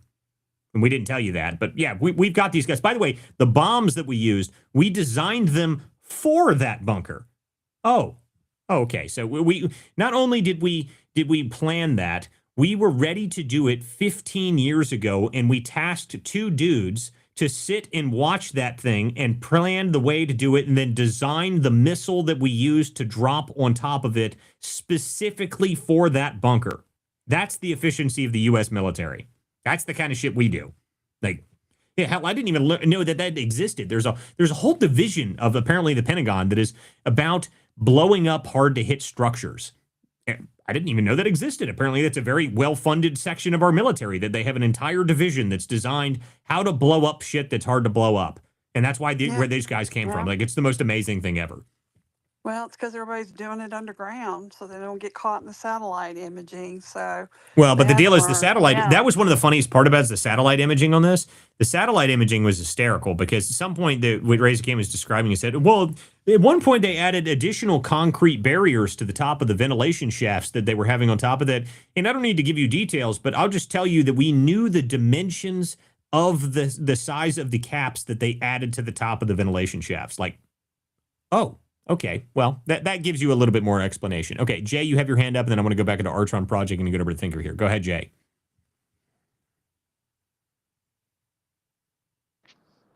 Hey, I tag you on the comment section. Okay. You tagged me on what? Some like Trump posted a document, personal action, December, I think 2nd or 3rd. If you could check. I'm looking for it now. So you said here, presidential. Jay, is it an executive order or one of his truth? Executive order. Let's see here. Order. Listen, what is it? You got to have to just describe it to me, buddy, because there's 1,000 people that are tagging me right now. So what is it? It's called Monroe Doctrine. It spells MONROE, TRINE. Monroe Doctrine. Yeah. Oh yeah. I mean, okay. So I mean, we know what the Monroe Doctrine is. So I mean, that's what we were just talking about a minute ago. Oh, okay. Yeah. No problem. Okay, Artron Project, go ahead. Yeah. Okay. So I'm gonna read the rest of what I got here. You're gonna love this. It says, I'll just give you a little bit of the context and then I'll get into the meat of it. It says, this is the Grok stuff. It says, not issuing them themselves, IRS owns that. as the ITIN numbers, but they're on the on-ramp, greasing wheels with your tax dollars for what smells like unchecked influx. Total scam. Now, the juice for America, your flip redirect, that cash to repatriation NGOs. That's correct. We are going to create new NGOs to repatriate the illegal immigrants. So instead of these fake ass NGOs, we're going to create new NGOs that repatriate them back to their own countries so that they can start the legal way. And it says satellite trade schools next to the embassies, like I was talking about. And it says abroad cracks open 3 to 5 million low skill gigs yearly construction. So as we send their hardest, most loyal workers back home, it opens up jobs at home here in America. And it says 3 to 5 million low skill gigs there, yearly, ag, service. Real estimates say undocumented fill 8 million roles. So then you go back to this main thing. It says 1-for-1 swap. So vets, grads, Rust Belt folks step in. Unemployment dips to 2%. So Archon, the problem that you're reading here is that whatever you're reading is like this is overly complicated to be. But no one understands what you're talking about. So just hold on. Okay. The problem is you're talking to a group of people. You're talking to hundreds of people, and no one has any idea what you're talking about. That's the problem. And send people back to their countries of origin based on their employment. Yeah, Archon, dude, let me explain something to you. Okay. When you're trying to present a point on a show like this, when you're calling into the show, okay, you need to be able to condense what you say down into about 30 seconds so that people can understand it, because you're just picking up in the middle of something and reading stuff. No one has any idea what you're talking about. Okay. As much as it sounds interesting and what you're talking about sounds interesting, you got to be able to condense that down so people can understand what you're talking about. So the idea of repatriating NGOs to get more people to do this and others, like, no one knows what you're talking about. Okay. So like, I sounds like an interesting idea, but again, condense the information down, get it into about a paragraph, and then present the paragraph, and then you can talk about it. That's the only way you can, like, it's just too complicated for whatever you're talking about. No one has any idea what you're saying. So, okay. One paragraph. Can I start over real quick, please? Yes, go ahead. Paragraph. Go ahead. 1-for-1 swap. Vets, grads, Rust Belt folks step in. Unemployment dips to 2%. Wage jump 10 to 15% in those sectors. No more wage suppression. Welfare haul. Claw back 100 to 150 billion a year in ER, schools, food stamps, funds, trade, boot camps here, not handouts. Economy, GDP ticks up to 1-2% short term from job churn. Long haul booms as supply. Yeah, but again, the problem is what are you? What? No, hold on. Stop. Just stop, Archon. What causes what you're talking about? When you send people back home and raise the tax rates on remittances and then give them tariff relief. This is what my problem is. Like, the problem is that you didn't present any of that stuff beforehand. So again, this is what you were talking about before, and I agree with you. I like some of this ideas. Okay, like it's a good thing, but again, the remittances. The problem is the remittances. You have to get that through Congress. Okay, and Congress is the one that argued it down to 1%. Amazingly. I mean, it's the most ridiculous thing in the world to me that they reduced it down to 1%. We're talking about jobs and money and how you can like use these tools, these instruments, and leverage them in order to stabilize not just the American economy, but as you send people home, and it opens up jobs for America. So you stabilize. Yeah, I mean, listen. The idea of us, like, one of the best things you could do, Archon. They can work in America. Archon, I understand what you're talking about, but listen, again, when you next time you present some information, you make sure you try and preface it with how exactly it would work, because how you have to get there is very complicated in what you're talking about. Now, the idea is essentially very simple, though. What he was talking about, guys, is the more people you send back, the more your wages go up, which is true. Okay, like if you get rid of the people that are in the economy already, obviously your job numbers, everybody's wages go up because people are then competing for less job or more jobs with less people. Wages go up. Okay, that's essentially what you're saying. Chris, how are you, my friend? What's going on, Walter? Hey, man, sorry to hear about the news with your mom, man. So that's all right. Thanks, man. She's doing a lot better. She's doing a lot better. That's good, man. What a blessing. That's awesome. Yep, she's doing good. What's up with you, bud? Nothing. I just was slammed with work. Obviously, we had some crazy cold weather, so that makes for some busy stuff, and just making sure, taking care of some family stuff, and wanted to come on, man, and just tell you awesome show, man. Thanks, dude. Appreciate it. Yeah, I mean, we've been covering quite a bit this evening. The idea that we're going to end birthright citizenship would be just. I said it earlier. If Trump manages to do this, he would be the most transformative president in modern American history, without question. If that happens, I mean, that would be it. That would be enough. I mean, you wouldn't have to go for it. Like, that would just be it.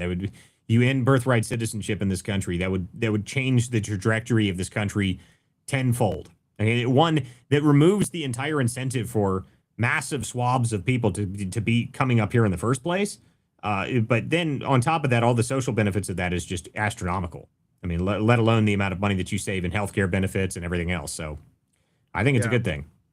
Oh, well, when you combine his first term with his second term and the things that have accomplished under both of them to date, and I mean, what's wild to say, it's even wild to say that, Walter, given the fact that we're not even technically a full year into his into his second term. And so he would absolutely go down in history as the most transformative president. And here's the thing. A lot of Americans came through Ellis Island and all the things and the talking points and all that stuff. And I totally understand. But as a family from that path, right? I had a portion of my family that was that path, from Greece, from, Europe, obviously from Mexico.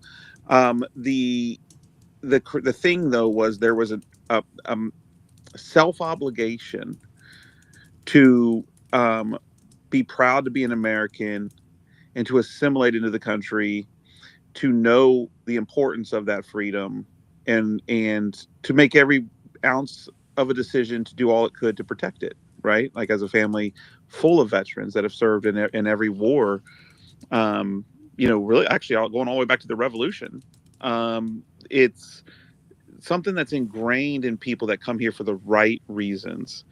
Unfortunately, we have a system that's been perversed to bringing people in here who have no intention of assimilating, who have every intention of living off our tax dollars and off us Americans and the money that comes out of our paycheck. And then what they do with that money is what nobody knows, really. And this is what's unfolding in Minnesota, for example, with a $1 billion fraud scheme that may, in according to some reports, jump up to $8 billion in the near future. This is what we've seen with Paul Campo now, who just had his house raided in your home state, Walter. This was the top financial officer for the DEA. Yep.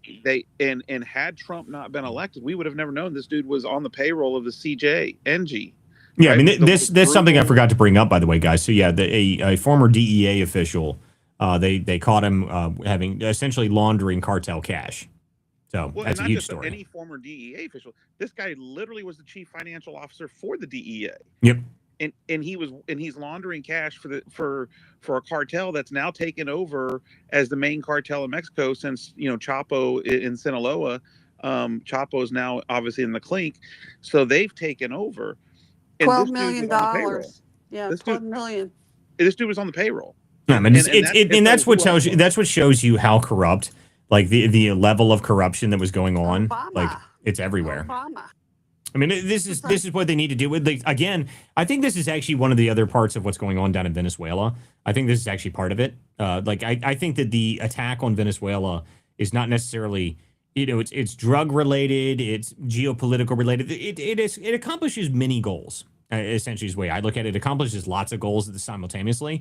But the other part of it that's super important, I think, is I think that there's a significant portion. Now, this is all conjecture. I mean, I don't know. But just out of speculation and based on what I can see, I think that it's a significant portion of deep state laundered cash goes through Venezuela. That's what I think is going on. I think that's why the Democrats are all freaked out about it. And that's why they're all terrified by it. Because, listen, Trump's been going after the deep state cash. That's what he's been doing. He's been doing that the whole time in this term. The first thing he did was USAID. And what the Democrats all showed up outside of the USAID building, and 90% of Americans like, what the hell is USAID? And the Democrats are like, it's the most important thing that's ever existed. They're out there protesting in front of the damn office building. I mean, it's like no one even knew the USAID really existed up until this year. I mean, like if you're a DC person and you know what's going on with the grift, then yeah. But most people in the country had no idea what this organization was and didn't care. But of course, Democrats all freaked out about it because it was a direct pipeline to their cash. That's what I think it is. I mean, I think the Act Blue stuff. By the way, there was you remember, Chris? We had this on the show. I don't know, 6 months ago, probably. Remember the magic mortgage schemes that we were talking about? Right. The magic mortgage schemes that were cartel cash funneled through Act Blue to buy mortgages. It was some ridiculous thing. It was very, very interesting. It didn't get a whole lot of attention, but I'll see if I can pull that up. That was a wild story. I think that was out of Gateway Pundit. The whole Act Blue saga is going to at some point come to a massive turn of events once Venezuela and once the cartels are held accountable. I mean, President Trump's been very clear that he is going to war with the cartels. He is going to get revenge for the lives that they have cost in the United States, and rightfully so. And that is going to be a direct pipeline to Act Blue. There's just and this is why they freaked about USAID. This is why they were firebombing Tesla's facilities and trying to get the board of Tesla to put pressure on Elon to step away, because that's one of his main avenues for his wealth. And this is why they are panicked about ICE, because what is going to be exposed is something that I don't think this country is completely ready for, and that is a massive level of corruption by one party in particular, but also others on the Republican side, and the wealth that they accumulated since NAFTA. And that and for folks who want to know a little bit of a background in terms of the cartel and how this all ties in towards the deep state, the DEA, and the Democratic Party in particular, in a few instances, and the Republican side, Narcos, believe it or not, the Netflix special Narcos and Narcos Mexico does a wonderful job of dramatizing, of course, for TV, but a historical rise of the cartels. And in particular, not to play spoiler here, at the end some of the final episodes of Narcos Mexico, it outlines what kind of transpired in the Narcos role in NAFTA, mm-hmm. and how it Vicente Fox and who was with the ran all of Mexico for the entirety of the 1900s until Vicente Fox became president. How he became president is NAFTA. They killed the corn markets. They put maquiladores in. The narcos took over into a massive explosion, even more power. And that obviously went hand in hand with the Democratic Party's rise, in what we've seen, of course, in the Southwest and in California, right? Yeah. And just so people can know what I was talking about before, I went and pulled the story that I pulled on this. So that was July 28th when we were talking about the magic mortgage schemes. So I could read this for you. So over 400 carbon copy donations on a single day led investigators to a scores of wildly inflated property sales in California and Texas. Multiple transfers in a single day, private cash lenders, no public loan records, and addresses, and it was for addresses that do not exist. And this is all related to Act Blue, by the way. So this is the magic mortgage scheme. I put that up on the screen. If you guys are watching the show, you can see what I'm talking about. So this came out from the Gateway Pundit, I believe, is the first person in the story, the first people that broke the story. You guys can go look at the original report. But essentially, they were showing that this was cartels funneling money into these fake mortgage schemes and then using that to pay for campaign coffers. It was a wild story, and it kind of went under the radar. People didn't really talk about it afterwards. And the other one that was tied to mortgages that also went under the radar and vanished, identical story, was what was happening in Arizona with the governor there of Arizona, Katie, whatever her name is, and several individuals in elected office in Arizona tied to mortgages, tied to real estate, and tied to the cartels. And so this all goes hand in hand, and it's so wild that we are at this point, but none of this would have come forward, and we would know none of this if it wasn't for the Trump administration breaking some of these things open in his first term, and of course, in this now term that we have. Absolutely. Yeah. I mean, listen, and a just lot. to add to that, Go ahead. The money laundering of all this money, China managed that for the cartels out of Venezuela and Mexico. They're laundering the money for them. So Oh they're yeah, taking the guys. If you don't read, there's a really good Substack. It's called The Bureau. I recommend everyone go read it. It's one of the few Substacks that I read pretty much everything that he writes. And this guy's he's a Canadian researcher, and he's a very connected intel type guy. But he has been all over the Chinese cartel members that have been coming in and out of Canada and all the different problems with it. I mean, one of the most recent stories I read on there was talking about there's a Chinese cartel guy that escaped from protective custody and then fled to Cuba and now is being extradited by Russia. I mean, this stuff is crazy. I mean, this guy apparently he had they put him on house arrest, and then he had a tunnel underneath his house. It was like a full El Chapo style escape type thing, and no one really talked about it. I mean, the Chinese cartels that are going on with this stuff, it's wild. I mean, there's a bunch of stuff happening around this, the Venezuela and the drug dealing, the cartels, the campaign cash, the Act Blue smurfing stuff that they're going into. I think a lot of this stuff is going to break open as we get into the midterms. I mean, don't forget that just recently we saw one of these, a Democrat that we found that FEMA funds were funding her campaign, that she had used $5 million to fund her own campaign coffers. She Guys, says it's racist. Well, of course. Hey, listen, anytime you catch anybody into the Democrats breaking any laws, it's instantly racist because you found out about it. But again, I think that eventually, as you're going to get into this, as we get into the midterms, I think you're going to start to see a lot more of these investigations go forward. Let's also not forget there was a bunch of Democrats that just randomly resigned at the beginning of the year for no reason, which is odd. Okay, the amount of people that resigned was very strange. They said they're not running for another term. That doesn't normally happen, guys. Especially Senate seats.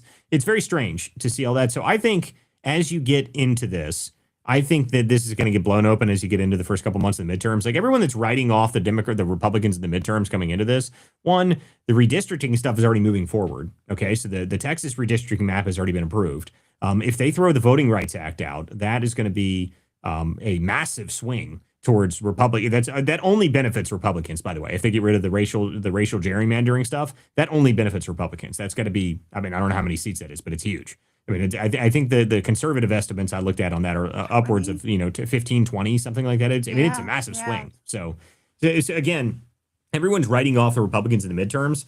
I wouldn't count your chickens so quickly, because if they start bringing out all this fraud stuff and they start showing that the Act Blue fraud was foreign money, and they start prosecuting people and start going after people and showing it in financial receipts. I mean, look what's going on in Minnesota right now. Okay, this is just one step looking into the fraud of the Somalians, and it's encompassing the entire Democratic leadership in Minnesota. I mean, Tim Walz is directly related to it. Ilhan Omar is directly related to it. I mean, it's only going to get bigger. So I think now that you're starting to look into the fraud and you're starting to see where all this money's going and what's happening to it, I wouldn't be counting the Republicans out yet.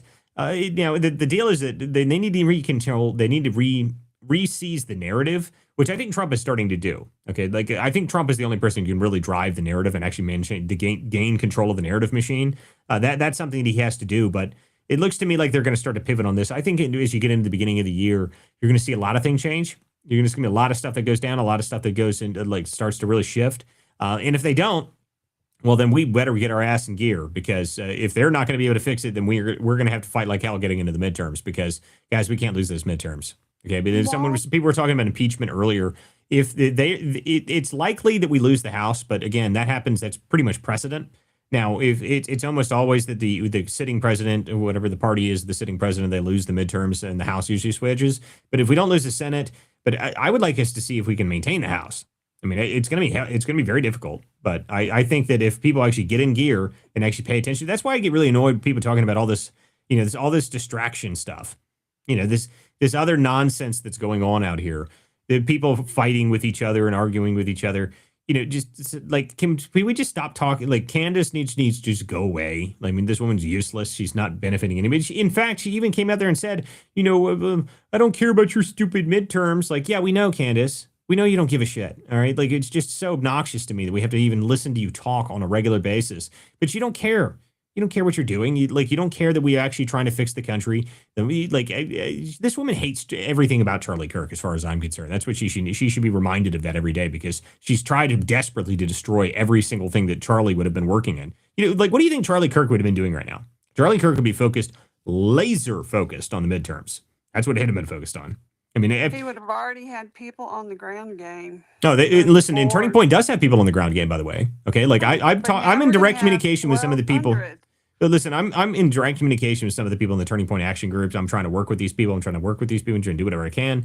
They are in the game. Okay, like they are trying to do whatever they can, and that's why I think it's ridiculous that Candace is out here attacking Turning Point constantly. It's like, we need these people. Stop attacking them. I'm like, God, like just go sit down and take a damn Valium, woman. Jesus Christ, like, I mean, it's so obnoxious. It's wild, Walter, and I don't think people should write off. There is some very clear paths towards the Republicans holding the House despite precedents in the midterms, because the base is not eroding, right? So where the Republicans are in trouble is that they're not getting off the blocks fast enough. If they get off the blocks fast enough and they hone in early enough, and they drive a message, they actually have a real good shot. And if they continue, like we saw with Harmeet Dillon, the DOJ, the Division of Civil Rights has invoked the HAVA, so they're combing through the voter rolls and I mean, she's already found 260,000 dead people. Like, these are all things that should be done. Why? Because first of all, it's the right thing to do. Second of all, it's gone on too long. And so we could see some real movement in terms of demographic shifts in voting blocks. You guys remember, Minnesota used to be a purple state. If a significant portion of these Somalis are forced to go back to Somalia or get kicked off of the rolls because of a host They're of reasons. not citizens. Obviously, but the point is that if that stuff starts to happen and Americans get their value of their vote back, right? Because that's the most important thing. A lot of these people were not citizens. Just because you're a refugee or you're here even on legal status does not mean that you have the right to vote. And so you're not a citizen, but they've been put on the rolls. And what that does is it devalues the most important right Americans have, which is your right to vote. I don't care if you want to go vote for Ilhan Omar. You're an American, great. If you're not a citizen, you shouldn't have a right to vote. You're devaluing that important point. And I think when that happens, we're going to see some true numbers start to show up. We're going to see some other House districts start to move. And again, but it's going to come down to getting the cavalry unified in some respects. Turning Point's already out there in the field. People think that, like, because of Charlie's passing, like, the operation just completely died. No, the operation did not die. But what is a problem are these distractions, these people intentionally going after this operation to force them to spend money on things that are not designed for what it was actually designed for. Yeah, I mean, this is the biggest thing. There's a number of problems with what's going on for the people that are attacking Turning Point. It's driving me crazy. I mean, it's driving me nuts watching it. I mean, the obnoxious people that are sitting here, everything is terrible. We just need to give up. It's all over. It's like, okay, one, anybody who's telling you that, just ignore them completely. What are you going to do? What is the other option? Like, I love this when you hear these people talk about this. Like, well, we should give up on everything. Give it all up. Well, what is your plan? What exactly do you want to do? Are you going to tweet your way out of the problems? You're going to podcast your way out of this? Like, oh yeah, that's going to do it. I mean, like, yeah, you're going to podcast your way into saving the country. Like, that's going to help you. I mean, guys, if you don't get involved and actually try and do something, like, I mean, you actually have to do it. I've said this 100 times on this show. Citizenship is an active participation role. You must be the change that you want to be in this country. That is it. If everybody does that, then we'll win. But if you don't, it really is. Everybody has to get involved somehow. I mean, if that means that you have to, call your local office on a regular basis, who cares what you have to do?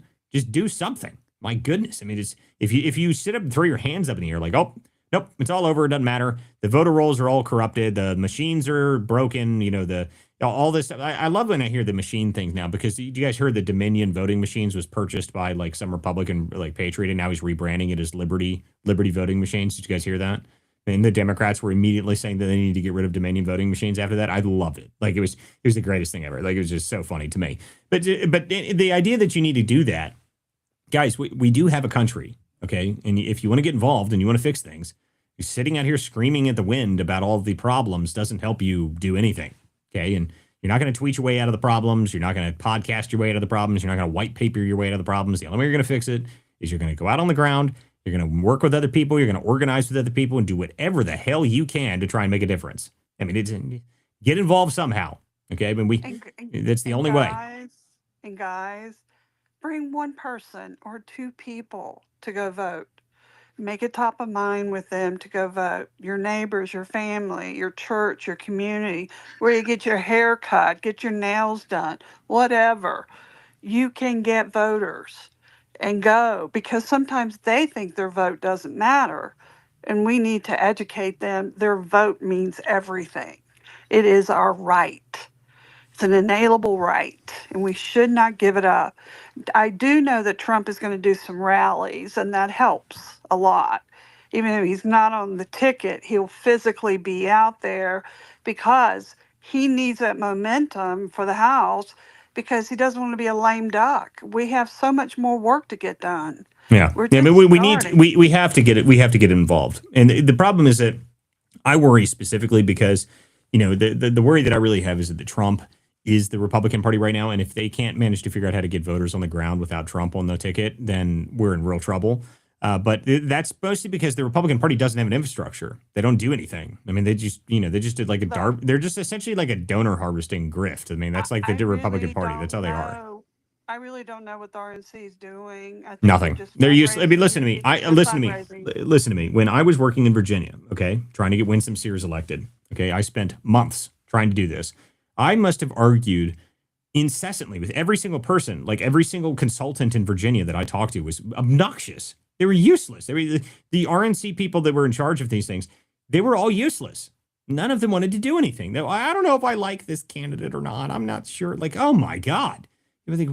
Worthless people. Worthless. I mean, this is the problem we're running into. How do we get rid of them? I mean, listen, we need to get rid of them, but at the same time, I started getting involved in the Virginia election late. Okay, so I came in. Someone called me and there's like, please see if you can come help us. And I was looking around. And I said, okay, so Scott Pressler's in New Jersey, Brandon Strocker's in New York. Where can I help the most? I have a bunch of contacts in Virginia. I was like, okay, I'll go to Virginia, see what I can do.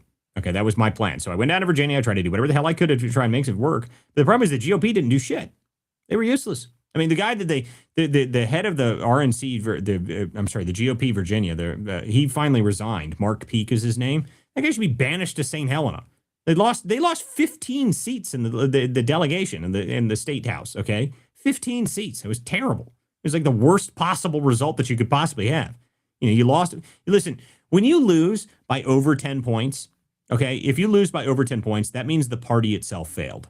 That's not necessarily, it's not even really on the candidate at that point, okay? Like a candidate, you can be, and you know this, by the way, you know this because the Democrats can run, as I've said this before, the Democrats can run a goldfish and win elections, okay? They can run a goldfish, they can run a poodle, okay? They can run a poodle that has Down syndrome and still win elections with it, okay? That doesn't mean anything to them. They don't care what the candidate is. Kamala Harris can't talk. She's a drunk. She talks about Venn diagrams and talks about space, man. Space. Joe Biden was dead. They ran a dead dude, and he was president. So, just stop pretending to me that we need to worry about candidate quality. That is nonsense. You need the infrastructure. You need the infrastructure in the machine to back it. And if you don't want to build it, the Democrats are going to win because they will build it, and they already have it. Okay, so you got to figure out some way to fight these people. They have less money now. DNC had to borrow money. Yeah, I mean, but here's the thing. Because the Republican Party, you have to have a good candidate. That's fine. But there's really only three things that win elections. money lists votes. That's it. And that's the reason. That's the formula Democrats understand. Yep. Is it's money lists and votes. They can get out fundraised all they want. They got all the dark money from USAID money that's been funneled around, Act Blue, fill in the blank, that's going to all these 501c4s. They're not worried about money. Okay. They are all about grass tops, money list votes, building up their nurses, their teachers, the fill in the blanks, whatever they are, farmers, etc. Now, a lot of that is gone away, the farmer portion and some of those things, but they are all about that. And the reason they're all about that is because they get on the ground early. The truth of the matter is this. I really don't care about the Republican Party. And to be truthful, the Democratic Party the party entity and apparatus as a whole is almost pointless if people understand that they have a campaign and the ability to build their own operation right in front of their face, which is their phone, right? And social media. You got it. When people say like take one or two people to the polls, that's antiquated. Take them to the polls, do all of that. But what's more important and what's more effective is getting one or two people getting together and saying, okay, who do you know and who do you know that might be disgruntled? What can we build like a team of 5 or 10 people in our community that can target from different neighborhoods and can begin to start to build a little bit of a list and start talking to people about basic things, just inserting it at parties or holiday parties or not. I mean, it's there's a number of like getting the ground game built up. And the problem that I have with a lot of what we need to do now for the ground game is that I think that we need to start today. Is what we really should have been. Like my thought was the day after November 5th, after the elections in New Jersey and Virginia, and I said, okay, we have 1 year. Get working.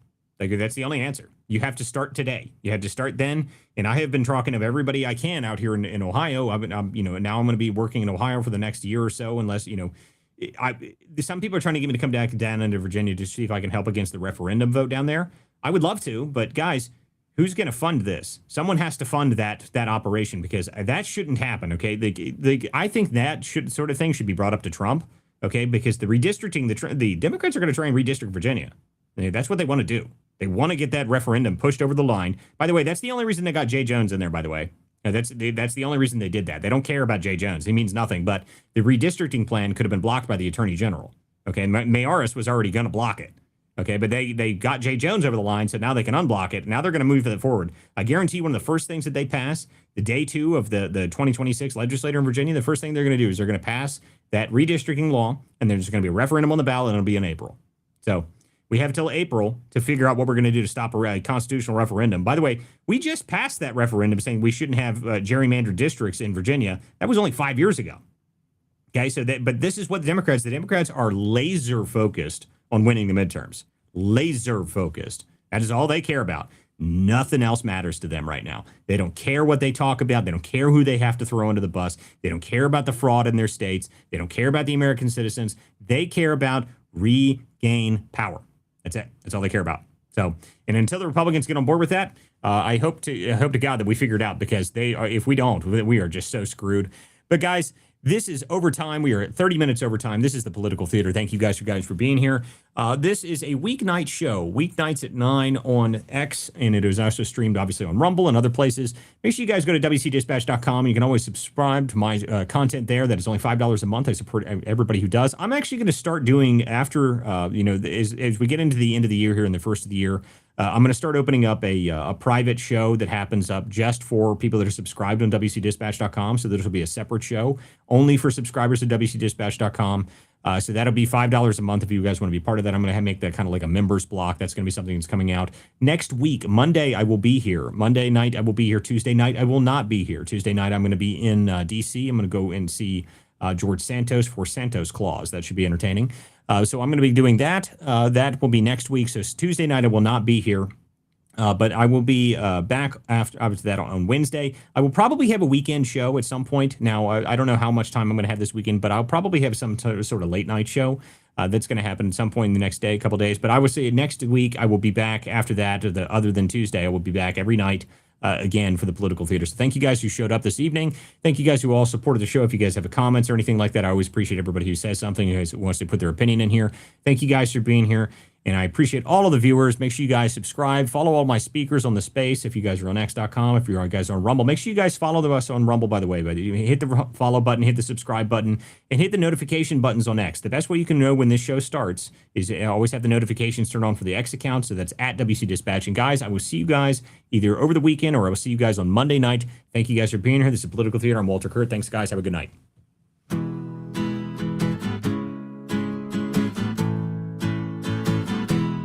Some folks are born with a liberty spark. Their hearts beat red, white, and blue.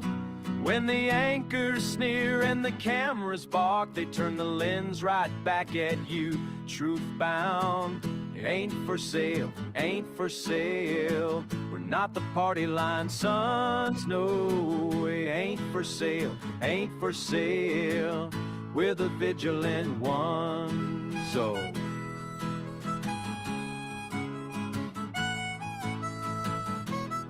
Some folks inherit silk-lined halls, spend our sweat while preaching share. But when the tax man wraps his knuckles raw, their mansions suddenly look bare, impaired. Ain't for sale, ain't for sale. We're not their banker-raised hairs, no. Ain't for sale, ain't for sale. We're the vigilant ones, so.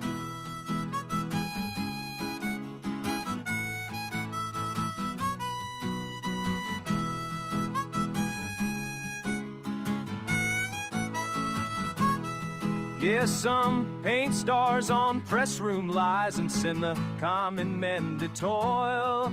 Ask them, how much truth will you trade tonight? They mutter, more noise, more noise, more noise. Ain't for sale, ain't for sale. Not the theater's pawns, friend. It ain't for sale, ain't for sale. We're America's steadfast ones. No, we won't be spun.